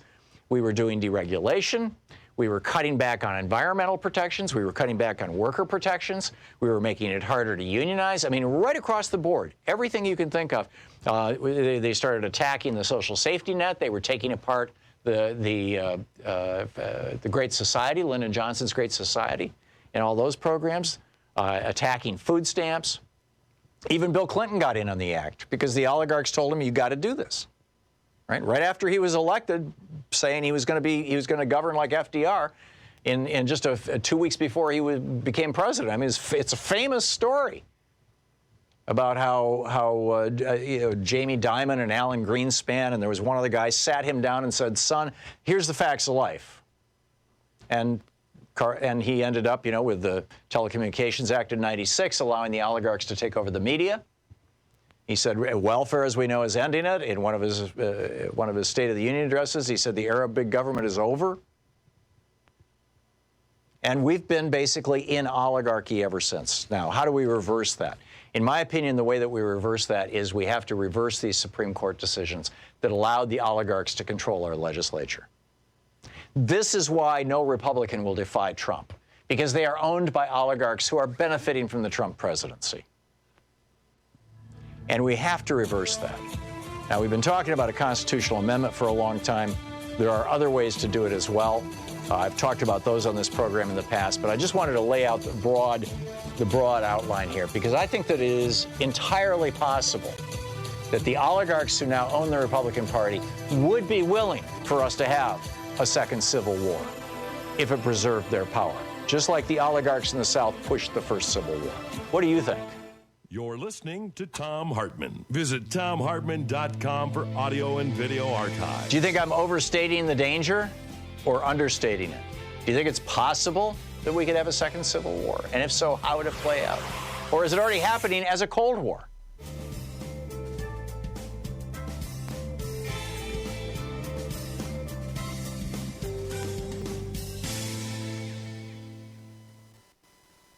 Welcome back.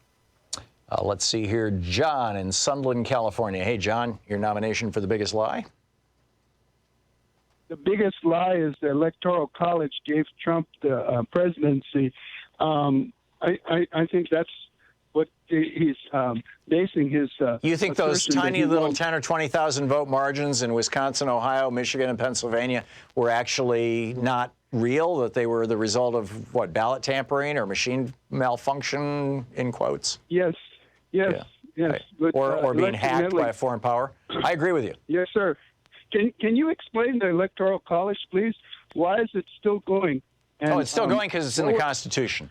And there is a way around it, but it requires legislation, or it requires state governments to get. It's an interstate compact. You can find all about it at fairvote.org, where each state, if enough states to equal 274 electoral votes, which is what it takes to elect a president, if enough states to equal that number of votes, say whoever gets the most votes nationwide, we will give our electoral votes to, because electors don't actually have to cast a vote in the Electoral College for the person who wins the most votes.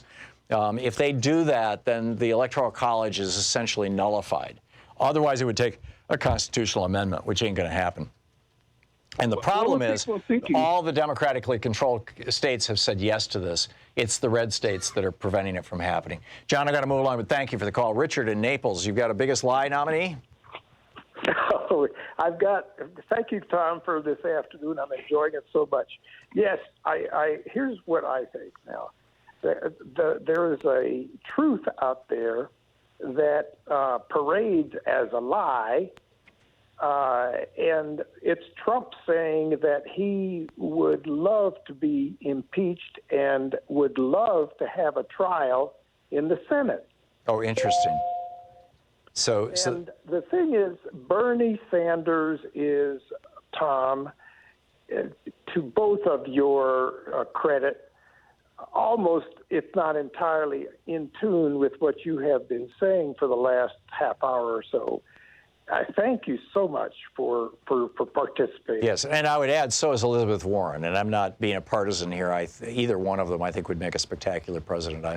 I support the two, primarily support the two progressive candidates for president, although whoever ends up with the nomination, I will do everything I can to get elected. But, point taken, Richard. And if I could say one more thing. Sure. The current thought may be that as far as Trump being impeached and being tried in the Senate, is that if that happens, if he is tried in the Senate, he will be found not guilty, or whatever you do in that kind of procedure. Right. Not guilty is it's a verdict. It's like a court proceeding. It's guilty or not guilty. Yeah, yes. Yeah, exactly. So he will use that and likely would get reelected. I'm not sure. I'm not sure he'd get reelected because he's going to claim exoneration. And his, and the MAGA hat people are going to go, yeah. But they're a shrinking percentage of the American electorate. Yep. And I think if his crimes are laid out for all to see, and the trial in the Senate, of course, would be the trial of the century, I don't think he's going to get reelected. This is not like Bill Clinton, getting a BJ in the White House. This is not. It isn't. Yeah, no, it isn't, most Americans didn't think that was a crime. I think most Americans think this is actually a crime. Richard, thanks for the call.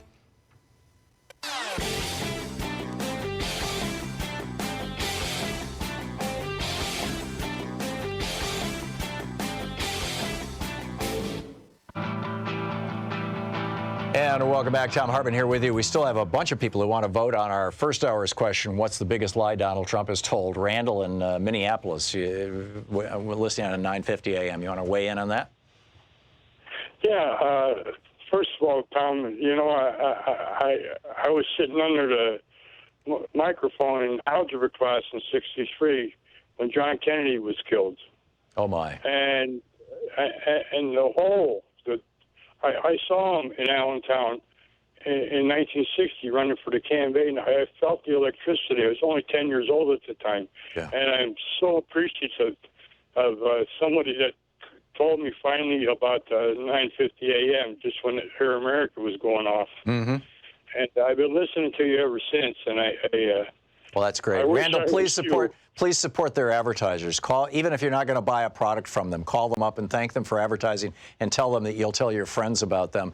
You know, if somebody's selling mattresses and you don't need a new mattress, just call them up and say, you know, I don't need a new mattress, but I'm going to tell my friends about you for advertising on AM 950. That's the best thing you can do, because that, you know, like all of our commercial stations, you know, it's tough to make a living in the radio business, and like all of our non-commercial stations, and many of them are on pledge drive right now. If you to other people who are listening to our non-commercial stations, our Pacifica affiliates, you know, please support their pledge drives too, or Free Speech TV. They're in pledge drive also. Back to you, Randall. Let's talk about the biggest lie. Well, the biggest lie is that before John Kennedy was assassinated, I was the Donald Trump. I was the poor Donald Trump. I lied about everything. I see this guy coming up in the 70s and 80s, and if it wasn't for you and your common sense views at looking at things, I would be a total wreck today. But I understand who Trump is and what he is and how he is, and it's just amazing to me. And the fact is, I like to keep things simple after it's all said and done. And his biggest lie is trust me. There you go. Yeah, and he uses that phrase all the time. And I think that generally when he says trust me, that's when he knows that he's telling a lie. Randall, great one. Yeah. Thank you very much for the call. And also, I would say, you know, if you're listening to Sirius XM, support their advertisers too. I think I've covered the waterfront now. Deborah in Marinisco, Michigan. Hey, Deborah. Yes, hello, Tom. Hi. I love your show. Thank you. And I watch it, and I learned so much history from you that it's amazing.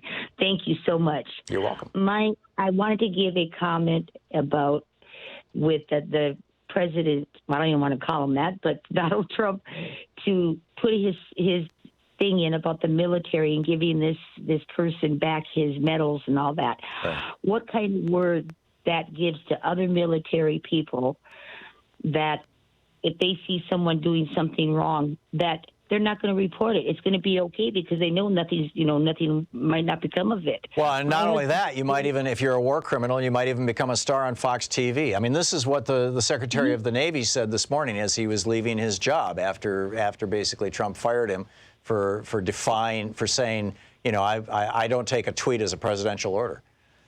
Exactly. And my husband, I'm proud to say, he sacrificed his life. He retired at 24 years in the United States Navy.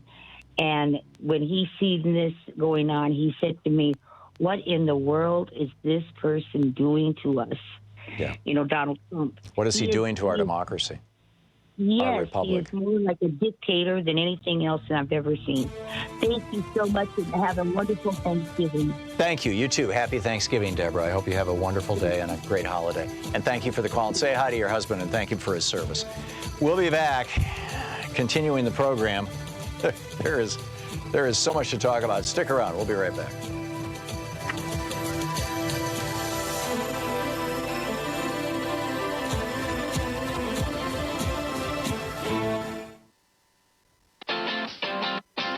You're listening to Thom Hartmann.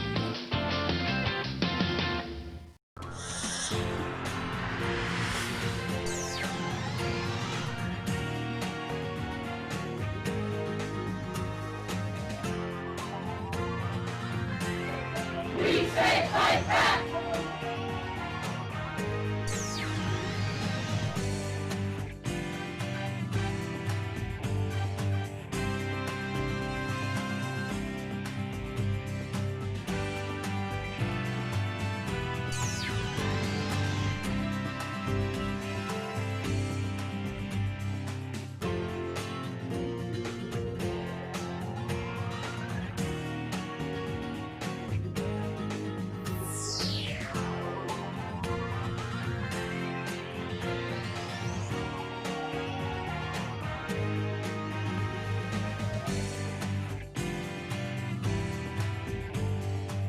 Free Speech TV needs you, as Uncle Sam said during World War II. I mean, this is real.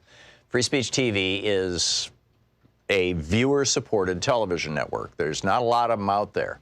I mean, even the Corporation for Public Broadcasting gets a large chunk, I'm not sure if it's a majority, but it may well be, of their funds from giant foundations and corporations. Free Speech TV gets no money from corporations, and there's only one large foundation that even throws a little bit of money their way, and it's a very small portion of the budget of that foundation. And so the vast majority of the money, I mean, I don't know the exact budget numbers, but, you know, the vast majority of the amount of money that keeps this network alive, that keeps the lights on, that keeps the employees working, and it's a small staff. I think it's fewer than 20 people at Free Speech TV. That's about how many people work on a single show on MSNBC, one of the primetime shows. And, you know, the entire network's budget for a year is only, I think, around $4 million. So, you know, which again is less than the budget for a single primetime show on MSNBC, where the hosts, the primetime hosts, are paid, you know, $5, $6, $8, $10 million a year. Here on Free Speech TV, you know, one MSNBC host's salary would pay for this network for 2 years. It's really pretty breathtaking when you think about it. The power of these giant corporate media monoliths and the money that flows through them. And then here's this little network that's trying to actually share a true progressive message. And we'll actually talk about the things that are not talked about ever on network television, like why prescription drugs are as expensive as they are, and why we're the only country in the world that does not have a national health care system, and why we bailed out our banks to the tune of trillions of dollars at the same time that they were continuing to basically screw all of us, and are continuing to this day.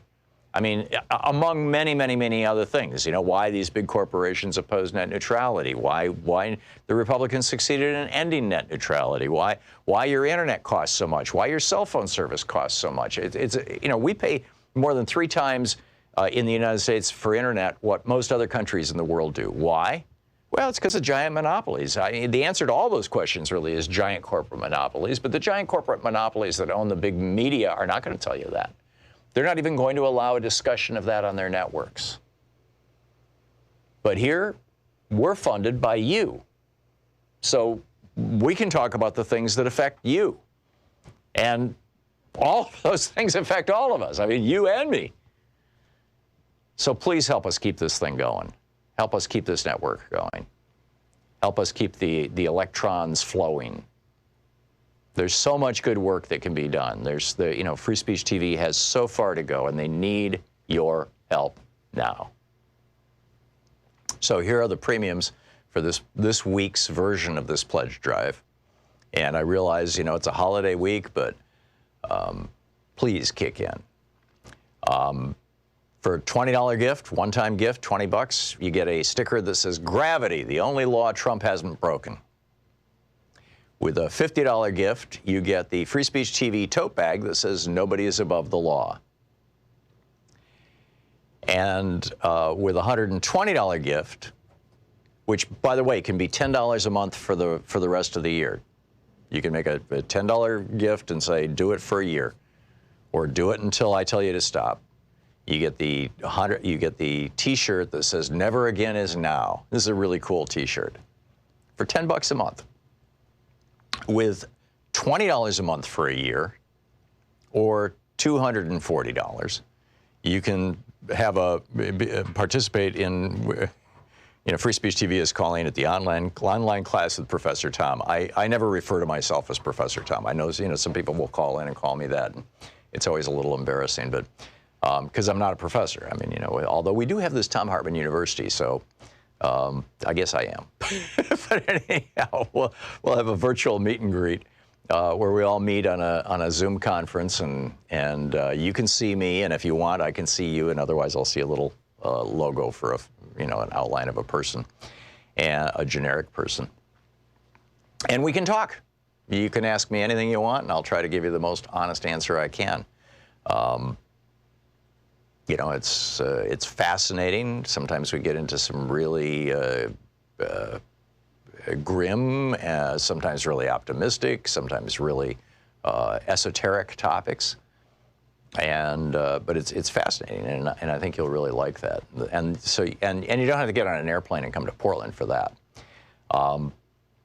With a $30 a month gift or $360 one-time gift, but $30 a month for a year is $360, 3 times 12. We have the Study Up with Professor Tom book package, and that is The Hidden History of Guns and the Second Amendment, The Hidden History of the Supreme Court, The Betrayal of America, and my new book, ADHD, A Hunter at a Farmer's World. And and these will all be autographed by the author. They'll have a book plate in them with my autograph on them. And with a $1,000 gift, come to Portland, sit on our couch here in our studio, be part of the Peanut Gallery. I'll wave at you here, and we'll go to lunch. So please call now, 877-378-8669. Thank you. Thom Hartmann here. My new book, The Hidden History of the Supreme Court and the Betrayal of America, has arrived. What if the Supreme Court did not have the power to strike down laws? Discover the hidden history of judicial review and this scam called original intent. Learn how we can save the planet by modernizing the Supreme Court. And most important, how we can democratize the Supreme Court now before it's too late. From the time Americans wake up until the time we go to bed, everything we do, touch, ingest, breathe, and use has been touched by the Supreme Court.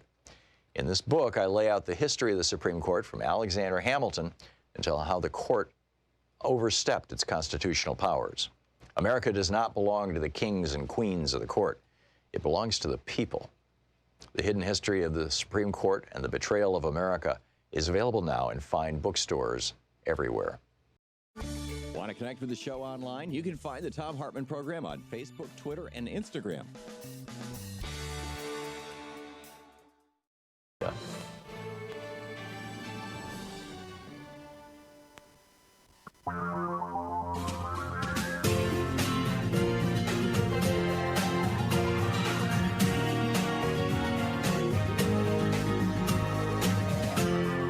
This is the Thom Hartmann Program.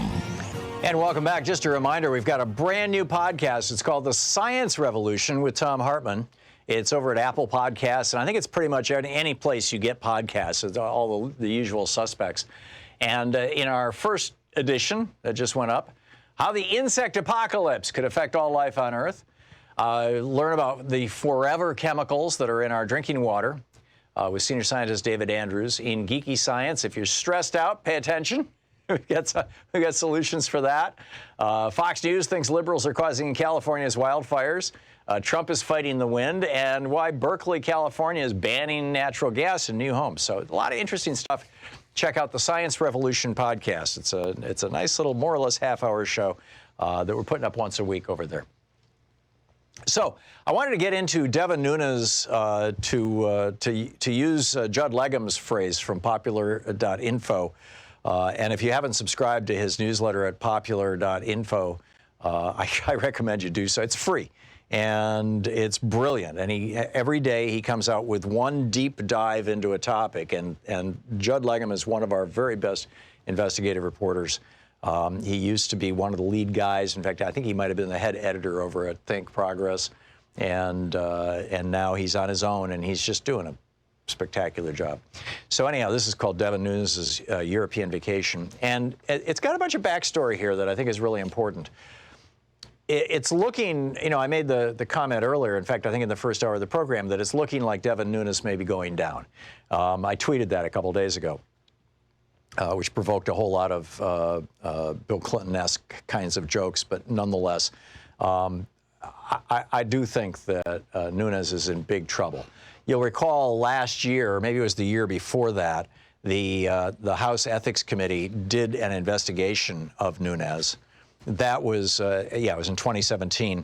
The House Ethics Committee investigated whether you'll remember he was in this car with some of his aides, and he yells, stop the car, I gotta get out. And he jumps out of the car and he just like vanishes. And then a few hours later, he appears with a bunch of papers and says, and this was in the evening, and says, I've got the proof that Donald Trump was a good guy. Excuse me, I had to sneeze. And it turns out that he had stopped at the White House and gotten this stuff from Trump or Trump's people. And he was, I mean, it was all very, very weird. And so the Ethics Committee, and he was disclosing classified information. And ultimately, the committee could never really determine whether he was guilty or not. They closed the investigation and said, we can't find any fault here. But that was because the White House would not declassify the information that they needed, in large part. In fact, according to a source who spoke to The Atlantic, this is from Judd's newsletter, the panel's inability to determine for itself what may or may not have been classified and what Nunes had actually been shown likely contributed to his decision to close the investigation. Well, this time they're going to look into it again. So here's what happened.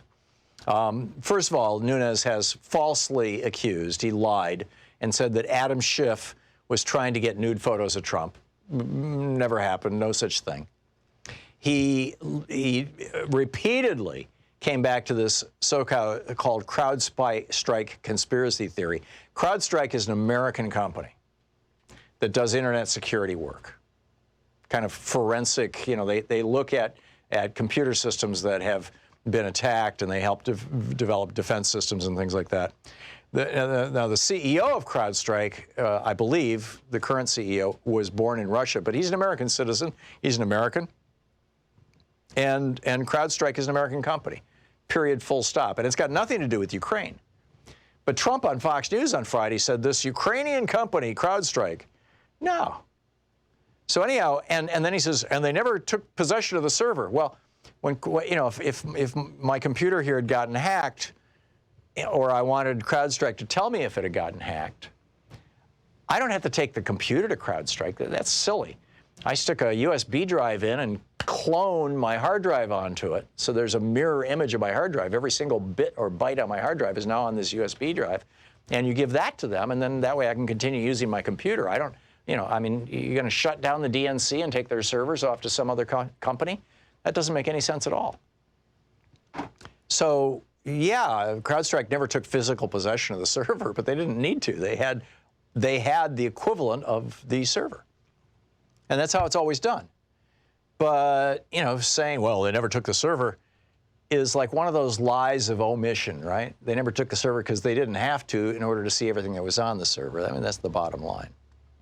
And then repeatedly, Nunes has tried to reveal the identity of the whistleblower or who he thinks is the whistleblower.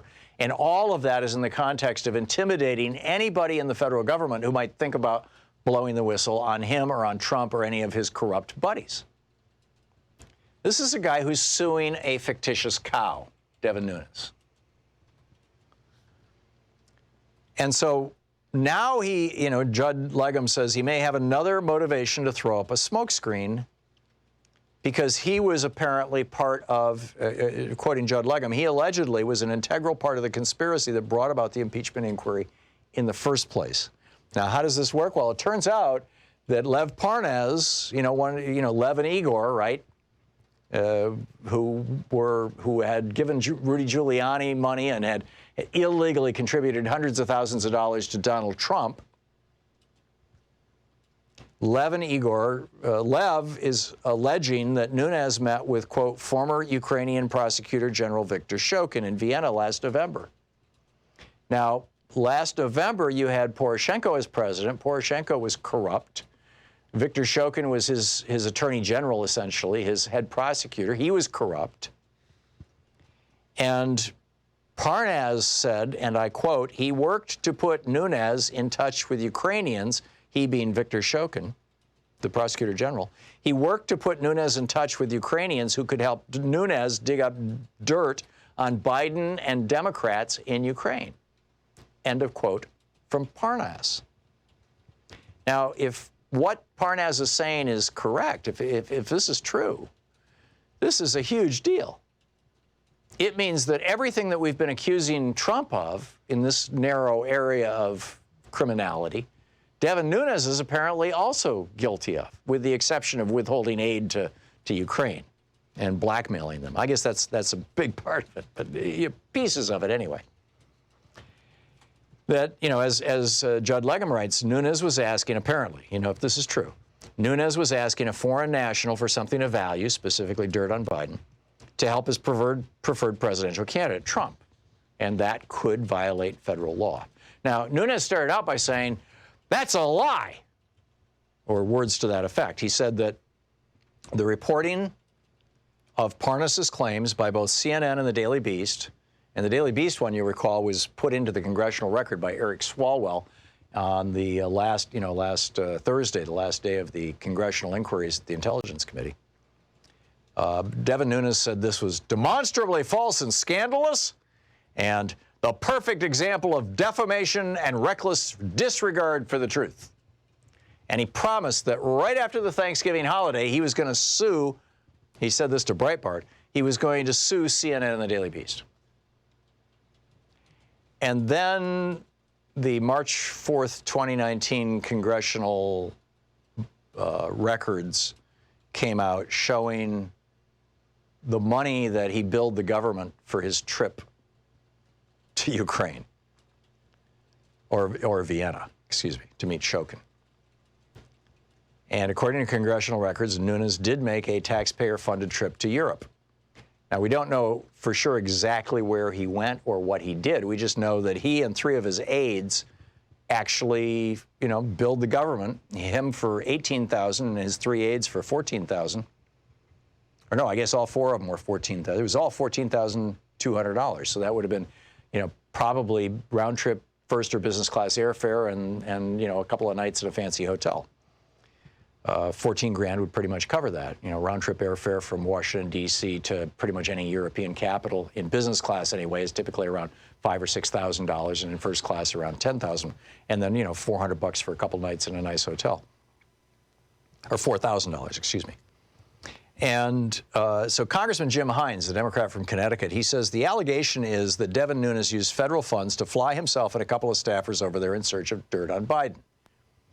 So this member of Congress is now saying this out loud. So this leads to yesterday, Sunday, on Fox News.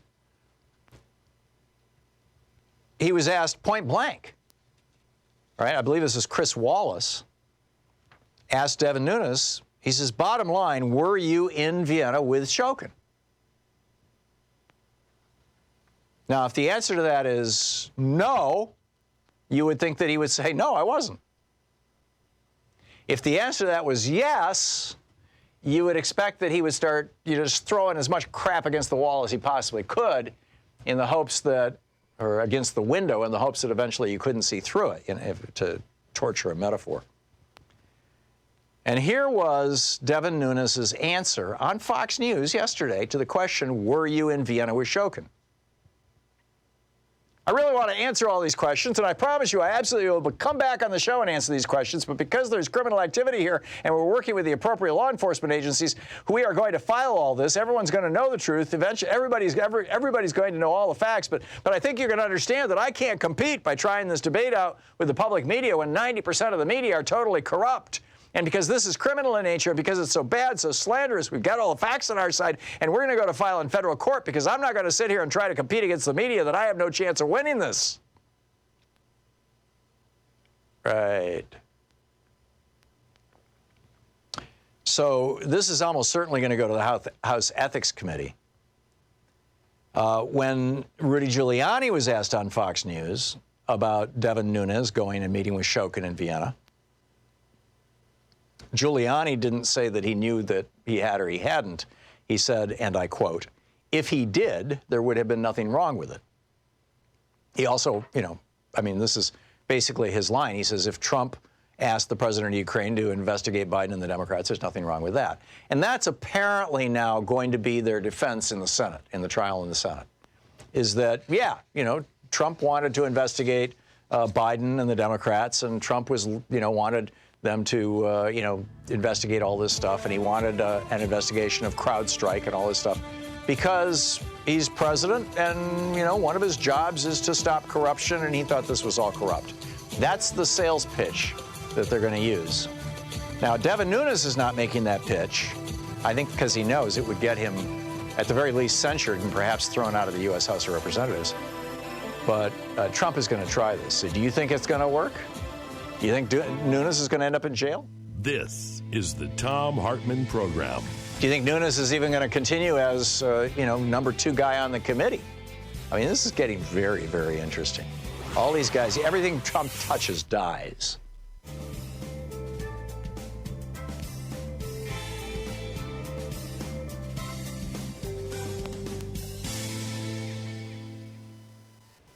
And welcome back.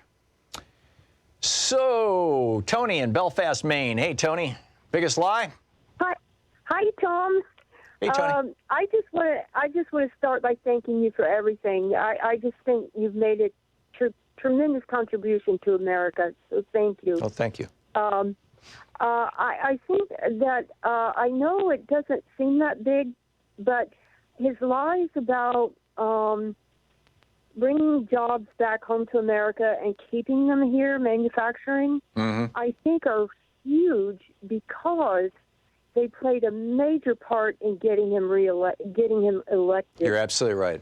You're absolutely right. When you talk to voters in the industrial Midwest, and particularly Michigan, Ohio, and Pennsylvania, and ask them why they voted for Trump, they said because he's going to bring our jobs home. Those trade deals that Reagan and Bush negotiated and Clinton put into effect are so unpopular among Democrats and Republicans and independents. I mean, I grew up in Lansing, Michigan, GM and Fisher Body and all that stuff, and it just wiped my city out, these trade deals. Yeah, I know. I grew up in Kokomo, Indiana, so I know about all the industry that goes on in that area of the country. Yeah. But I just think that got him a whole lot of votes. That, and also, which someone else mentioned earlier, is his lies about health care.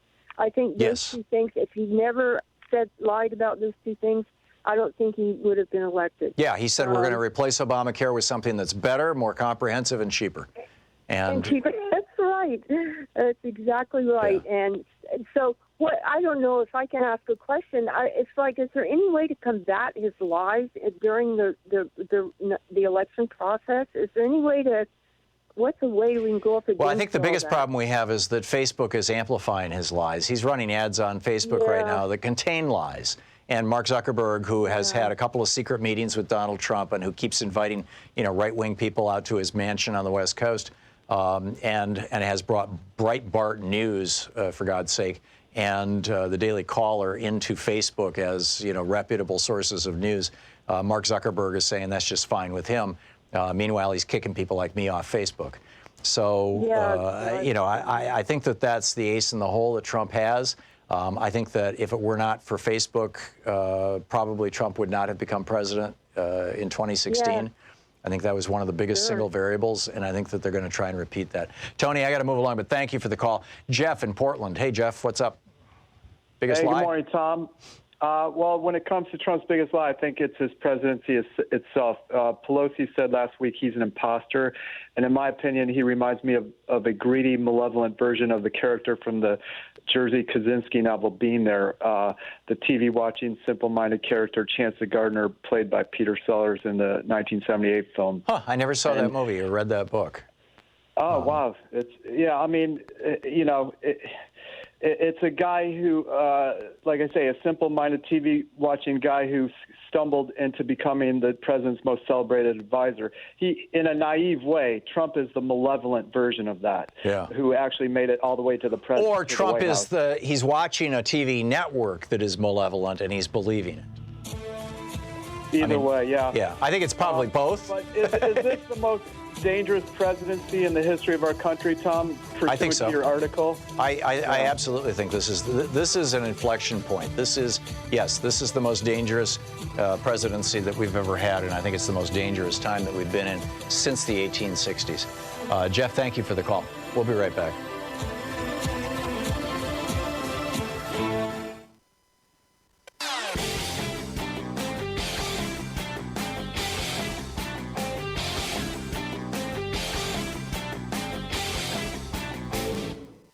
Thom Hartmann here. My new book, The Hidden History of the Supreme Court and the Betrayal of America, has arrived. What if the Supreme Court did not have the power to strike down laws? Discover the hidden history of judicial review and this scam called original intent. Learn how we can save the planet by modernizing the Supreme Court. And most important, how we can democratize the Supreme Court now before it's too late. From the time Americans wake up until the time we go to bed, everything we do, touch, ingest, breathe, and use has been touched by the Supreme Court. In this book, I lay out the history of the Supreme Court from Alexander Hamilton until how the court overstepped its constitutional powers. America does not belong to the kings and queens of the court. It belongs to the people. The Hidden History of the Supreme Court and the Betrayal of America is available now in fine bookstores everywhere. Ways and Means Committee gets to see his taxes. Check it out at thomhartmann.com. So, you know, a lot on our plate, a lot to cover. A couple of other things I just wanted to quickly share with you, and then I will pick up your phone calls. These are, Laura Clausen wrote just a brilliant piece over at Daily Kos. It's titled, this one number shows you how shameless Jim Jordan is. What's the one number that shows you how shameless Jim Jordan is? No, the number is not 177. That's the number of Ohio State University wrestlers found by an independent investigation who've been sexually abused by team doctor Richard Strauss. And it's not 2, which is the number of people who say they told Jordan directly and in person about that abuse. No, the number is 63 million.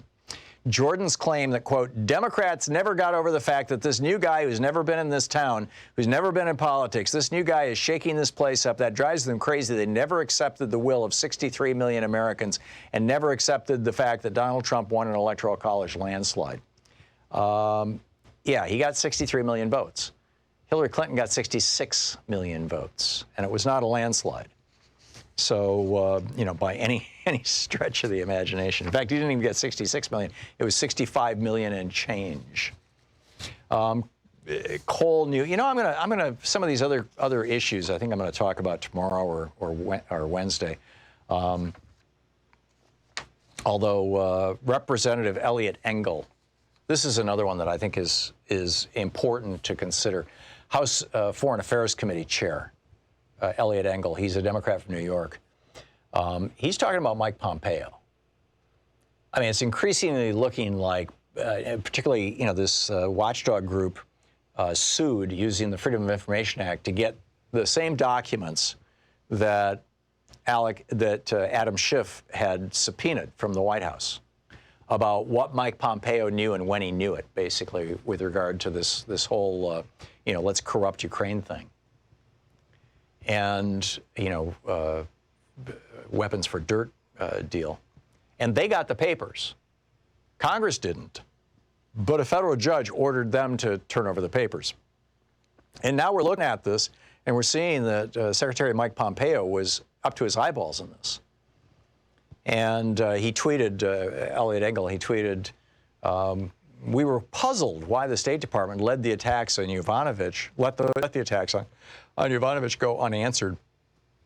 He said, we now know more, but Secretary Pompeo continues to ignore a duly authorized subpoena. What else is he hiding? Why is he covering for the president instead of standing up for America's national security? And I think this is like a really important question. What is Pompeo hiding? And we need to start, instead of talking about obstruction of Congress or obstruction of justice, we need to start using the word cover-up. Please call your representatives and tell them to start using the word cover-up, because that's what's going on, and that's what they nailed Nixon for. The number is 202-225-3121 to get to your member of Congress. Tell them to start using the word cover-up instead of obstruction of justice. We'll be back. You're listening to the Thom Hartmann Program. Call 202-808-9925. We've got a lot of topics on the table here, from the Second Civil War to Pompeo to Devin Nunes to, you know, the oligarchs. We'll take your calls after the break.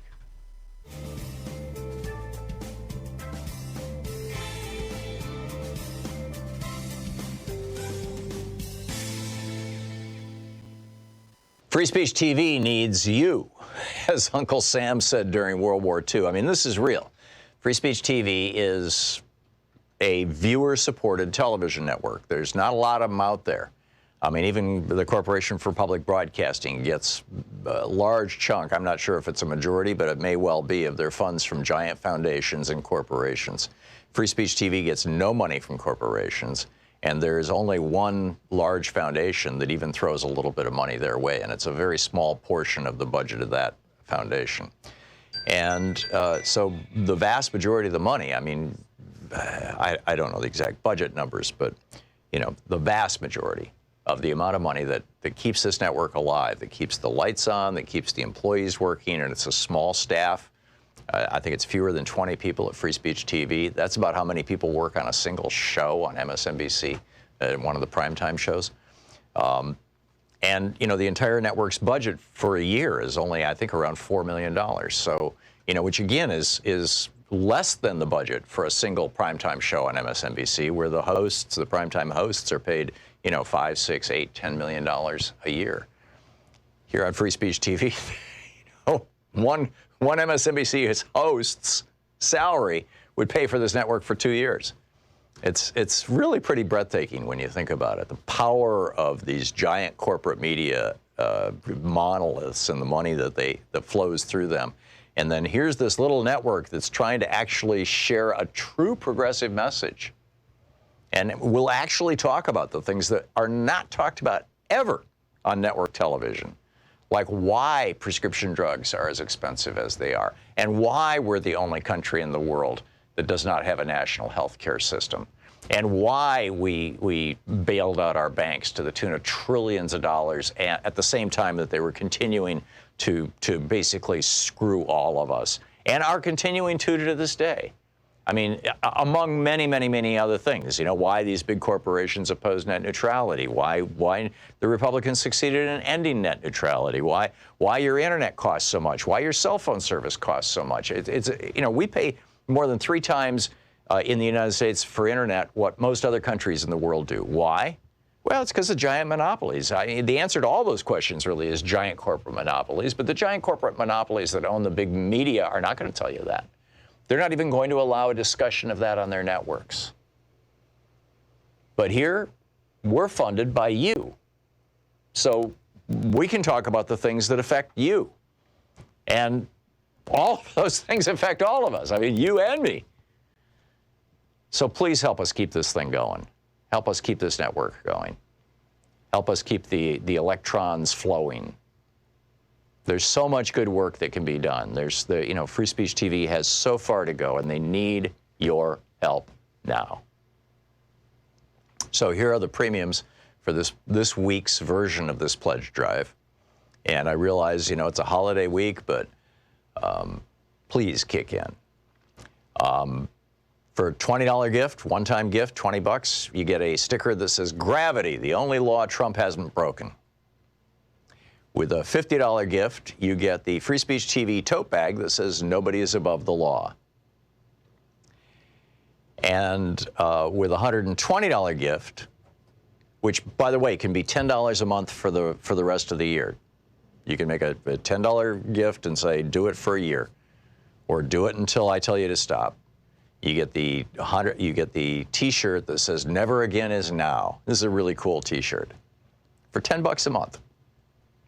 With $20 a month for a year, or $240, you can have participate in.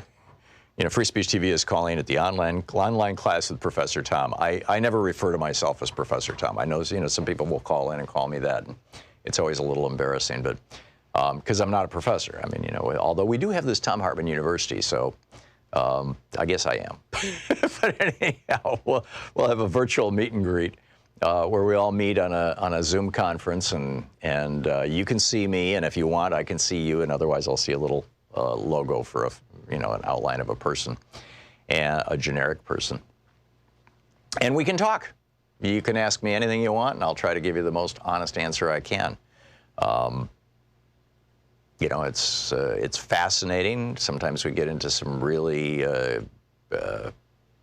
grim, sometimes really optimistic, sometimes really esoteric topics.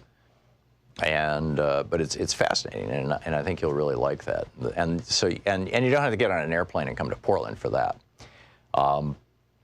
With a $30 a month gift, or $360 one-time gift, but $30 a month for a year is $360, 3 times 12. We have the Study Up with Professor Thom book package, and that is The Hidden History of Guns and the Second Amendment, The Hidden History of the Supreme Court, The Betrayal of America, and my new book, ADHD, A Hunter at a Farmer's World. And and these will all be autographed by the author. They'll have a book plate in them with my autograph on them.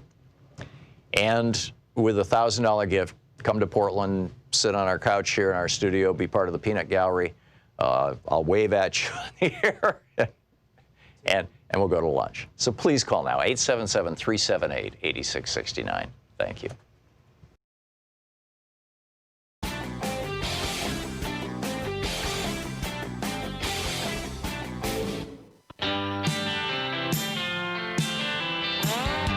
Reminder, we've got a brand new podcast up. There's the Hartmann Report, is the regular podcast, the free podcast of where we cut the show down to about an hour. This is, and it's every day, 7 days a week. We also have the full show podcasts, which are for sale over on our website. But the free podcast, there's that, and there's also the Science Revolution. This is our brand new one, and so check it out wherever you get your podcasts. A couple of things that I wanted to share with you that I think are actually just back to before I pick up your phone calls, which I will do in just a second. But earlier, a caller said that his senator from Nebraska had accused Donald Trump of white supremacy, or the GOP of white supremacy, and they were kicking him out of the party. And he said his name was Senator John McCollister. And I didn't recognize that name, so I said, "Are you sure he's your United States senator and not your state senator?" And he was like, "No, I think he's a U.S. senator." Turns out, here's the article over at USA Today. State Senator John McCollister said, and this is by Nicholas Wu from USA Today, said that the GOP had, quote, become complicit to obvious racist and immoral activity inside our party. Here are other things that this Republican state senator said. He said, quote, "The Republican Party is enabling white supremacy in our country. As a lifelong Republican, it pains me to say this, but it's the truth. We have a Republican president who continually stokes racist fears in his base. He calls certain countries S-holes, tells women of color to go back where they came from, and lies more than he tells the truth. When the history books are written," said Republican State Senator John McCollister of Nebraska, "when the history books are written, I refuse to be someone who said nothing." And then, the state party chairman, a guy named Ryan Hamilton, Republican Party chairman in Nebraska, said he has finally shed all pretense of being a conservative. I don't think so. I don't think that following Trump makes you conservative. Trump was a Democrat his whole life. I don't think he was ever, really liberal either. He's just an eccentric, corrupt, mobbed-up New York real estate billionaire who's probably broke. So anyhow, because of this whole falderall, he was on CNN. The state senator, McCollister, was on CNN, and he said, and I quote again, "We've seen the Republican Party leave its moorings. The Republican Party of today is hardly anything like the party I knew when I was growing up. I am disappointed in Republican office holders for allowing President Trump to say some of the hateful things that he said, and it's time for them to stand up for a change and make it known that they don't condone that kind of hateful speech." And in response to that, the Republican Party in Nebraska basically kicked him out. Now, Rick Wilson wrote a marvelous book. He's been on this show. In fact, you can find living over at YouTube, you can find the video of my conversation with Rick Wilson. He wrote this book called Everything Trump Touches Dies.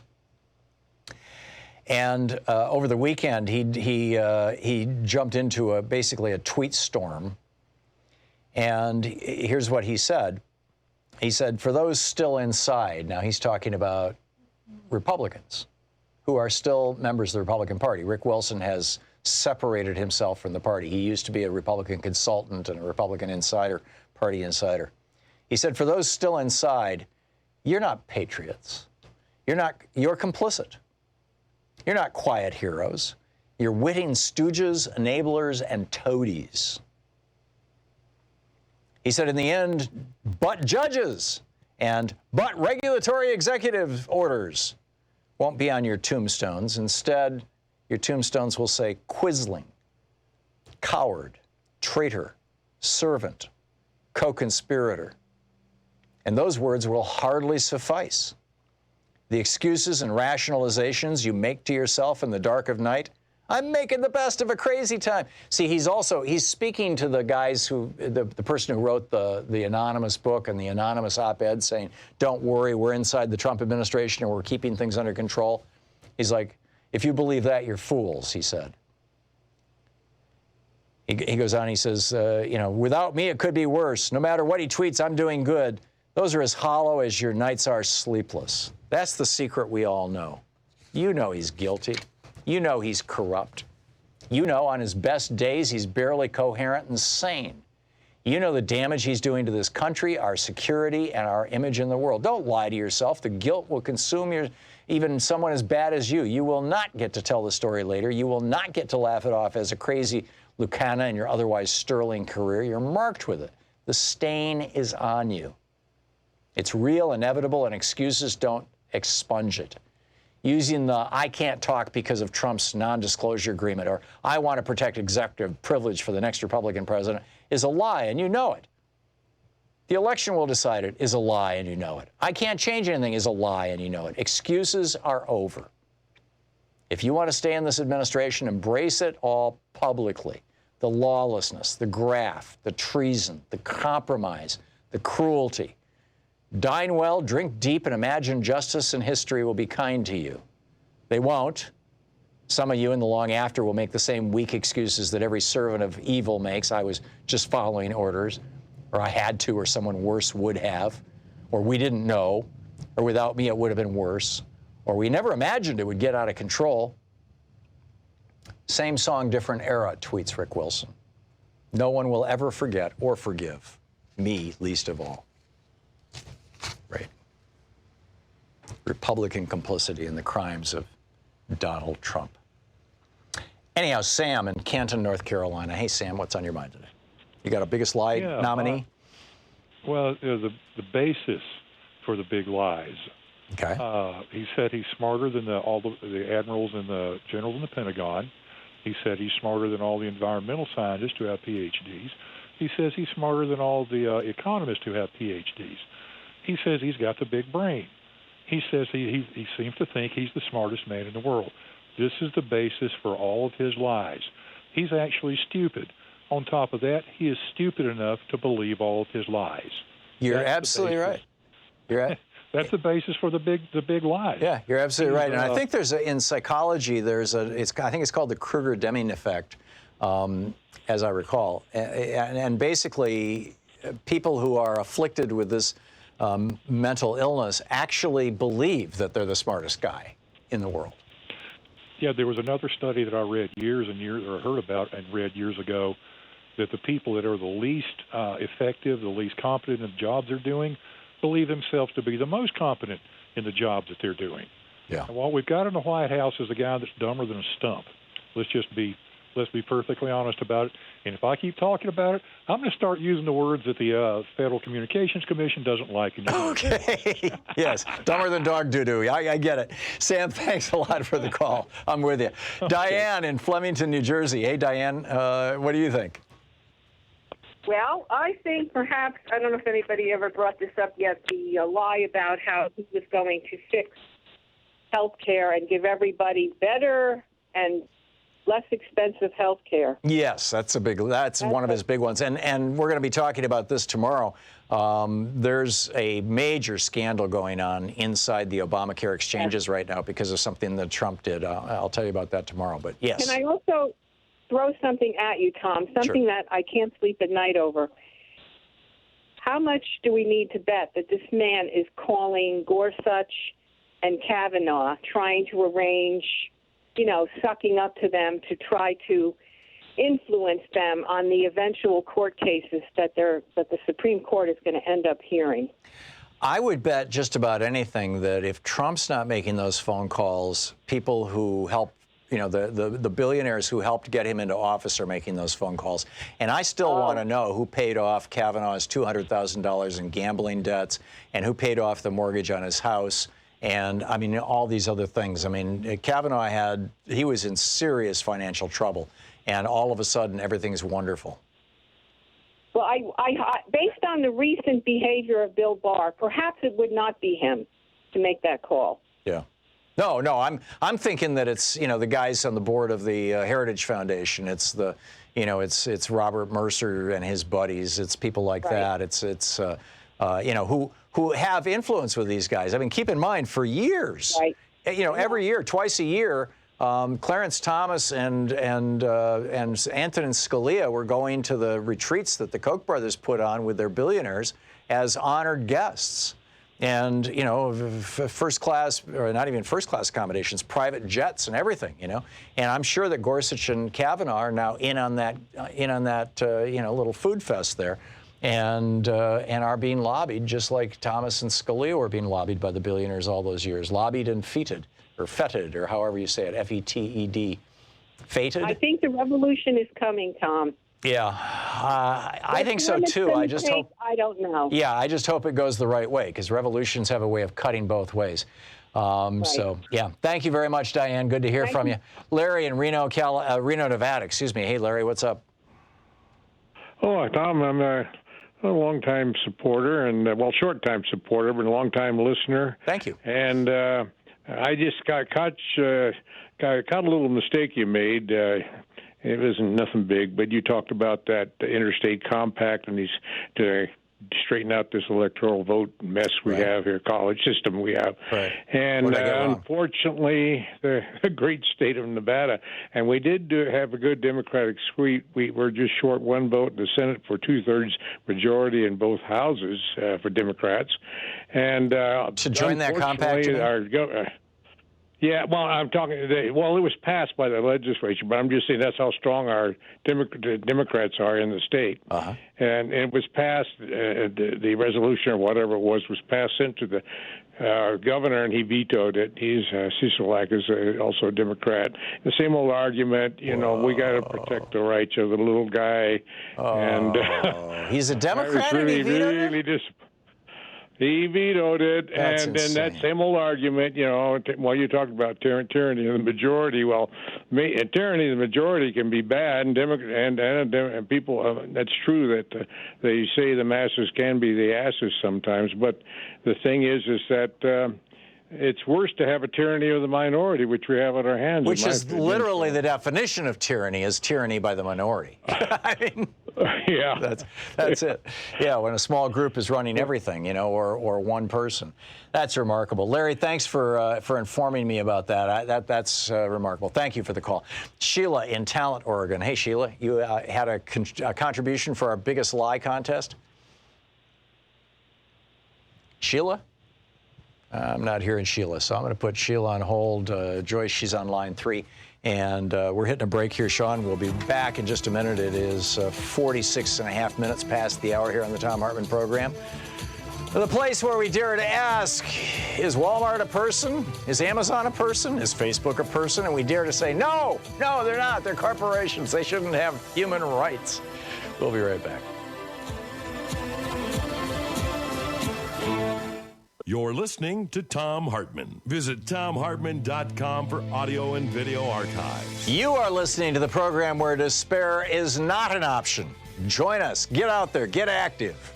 We'll be right back.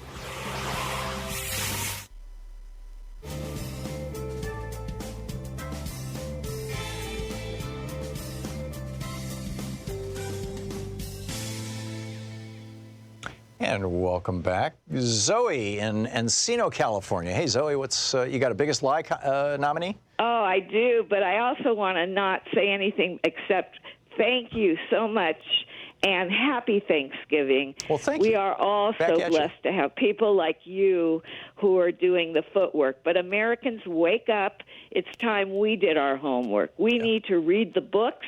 We need to know our history. So important.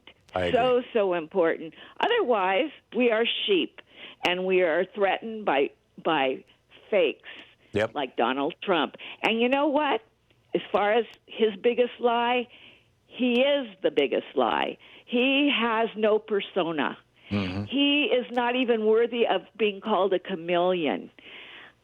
He is a nobody. He is nothing. And the people that he's hurting the most, whether they know it or not, they may be the last to figure it out, is his family. He is leaving a ugly legacy for his whole family. Although he especially his has set up a young son. situation where they can each independently have their own businesses, and they're each getting rich in those businesses.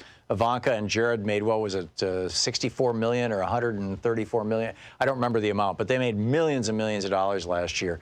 And well, one day they may figure it out that money is not everything, and that people and belonging and connectedness and gratitude, that's what's really important. And thank you so much for starting off our Thanksgiving week with your program. Well, thank you. Thank you, Zoe.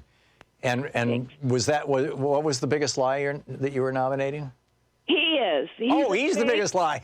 Donald Trump himself. He's the biggest lie. He's a fake, and he uses those words to project his own inadequacies. Yeah, I'm with you. If you think about it, he is just throwing everything at other people that is really a part of whatever he is. Yeah, I'm with you. Zoe, thank you. Projection. There you go. There you go. Well said. Zoe, thank you, and thank you for your kind words. I hope you have a wonderful Thanksgiving. Dennis in Shorewood, Illinois. Hey, Dennis, biggest lie? Hi, Tom. Hey. My biggest lie kind of goes along with your last caller. My biggest lie with him is when he says, it's going to be so great you're not going to believe it. Believe me. If it's the wall, it's going to be the most beautiful wall, the biggest wall. You're not going to believe it. Believe me. Yeah. Or health insurance. Same thing. And it's kind of like a tell. Mm-hmm. He's letting you know that he's lying by telling you to believe me. And to go along with that, I don't know if it was your show or somewhere else, but I heard where they were surveying a bunch of Trumpers, and they asked them, if the president said something, would you believe it? And they all said, absolutely. And then they gave a follow-up question. If your relative said something, would you believe it? And the consensus was, not necessarily. Right. I mean, I have never seen this with anybody else. I don't care if it was the Pope or this is how people in cults behave, Christ. I mean, this is how people in religions and cults behave. Yeah. And that's what we have here. We have a cult that has formed around Donald Trump. Yeah, I've never seen anything like that. It's hard for me to wrap my mind around it. And I got a side question to ask you. Got to be real quick. On the Science Revolution podcast with ecology. Yeah. Okay, I got my master's in environmental science education, but way back in the early 70s, so I'm not in the weeds on this yet. But I'm listening to two scientists, Michael Mann. I'm sure you're well aware of Michael Mann. Dennis, we're going to hit this break here in 10 seconds. Can you call back? Real quick. Michael Mann versus Guy McPherson. Oh, Michael Mann for the win. Absolutely. Dennis, thank you for the call.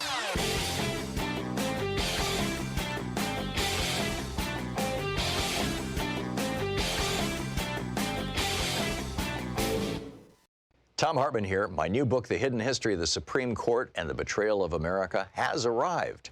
What if the Supreme Court did not have the power to strike down laws? Discover the hidden history of judicial review and this scam called original intent.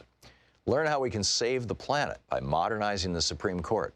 And most important, how we can democratize the Supreme Court now before it's too late. From the time Americans wake up until the time we go to bed, everything we do, touch, ingest, breathe, and use has been touched by the Supreme Court. In this book, I lay out the history of the Supreme Court from Alexander Hamilton until how the court overstepped its constitutional powers. America does not belong to the kings and queens of the court. It belongs to the people. The Hidden History of the Supreme Court and the Betrayal of America is available now in fine bookstores everywhere.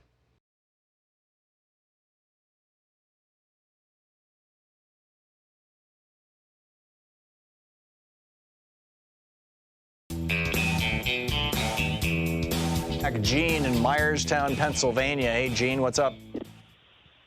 Yeah, hi, Tom. Well, somebody took health care, but how about the craziness of Trump's over-the-top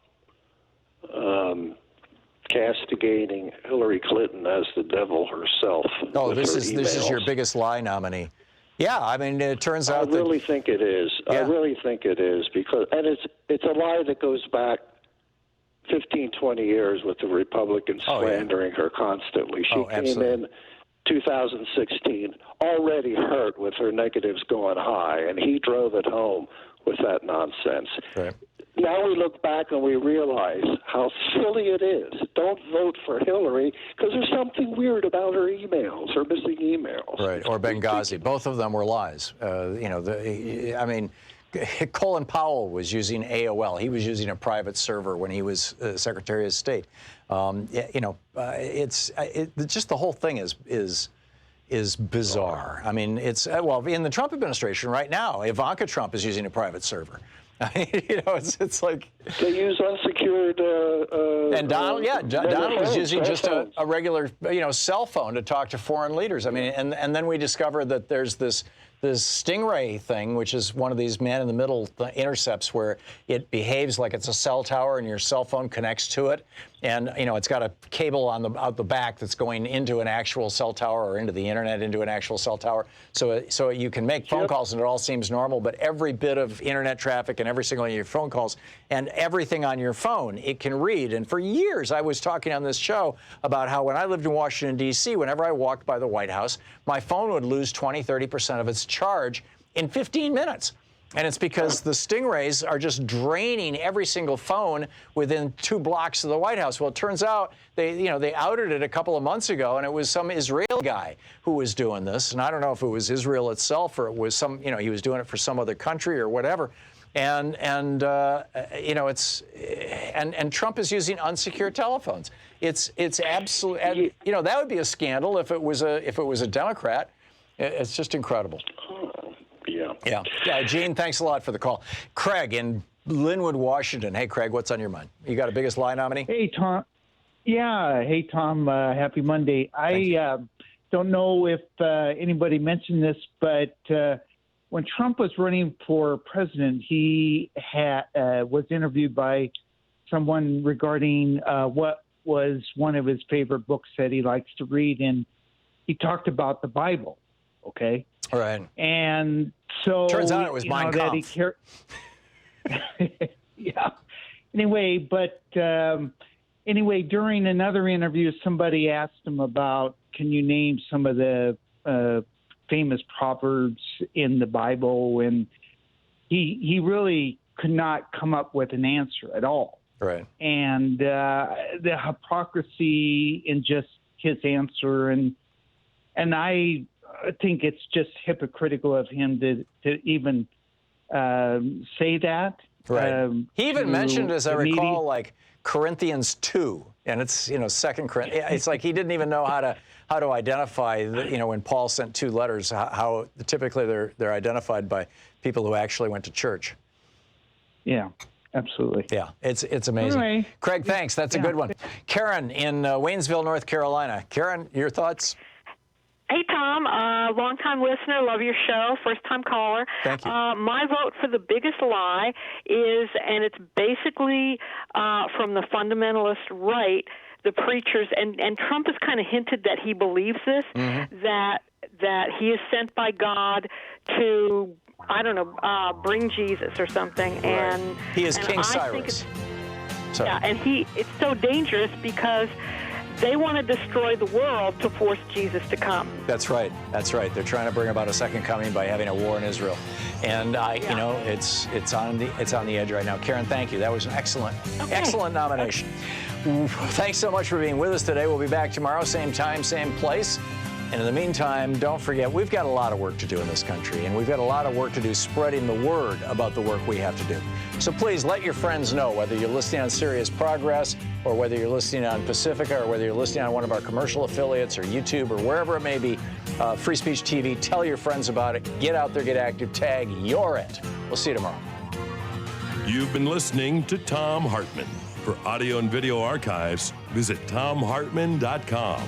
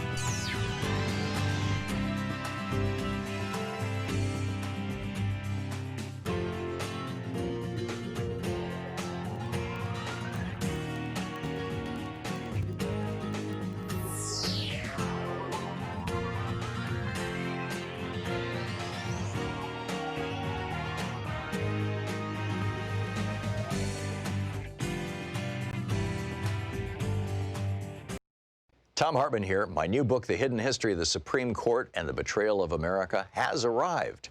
What if the Supreme Court did not have the power to strike down laws?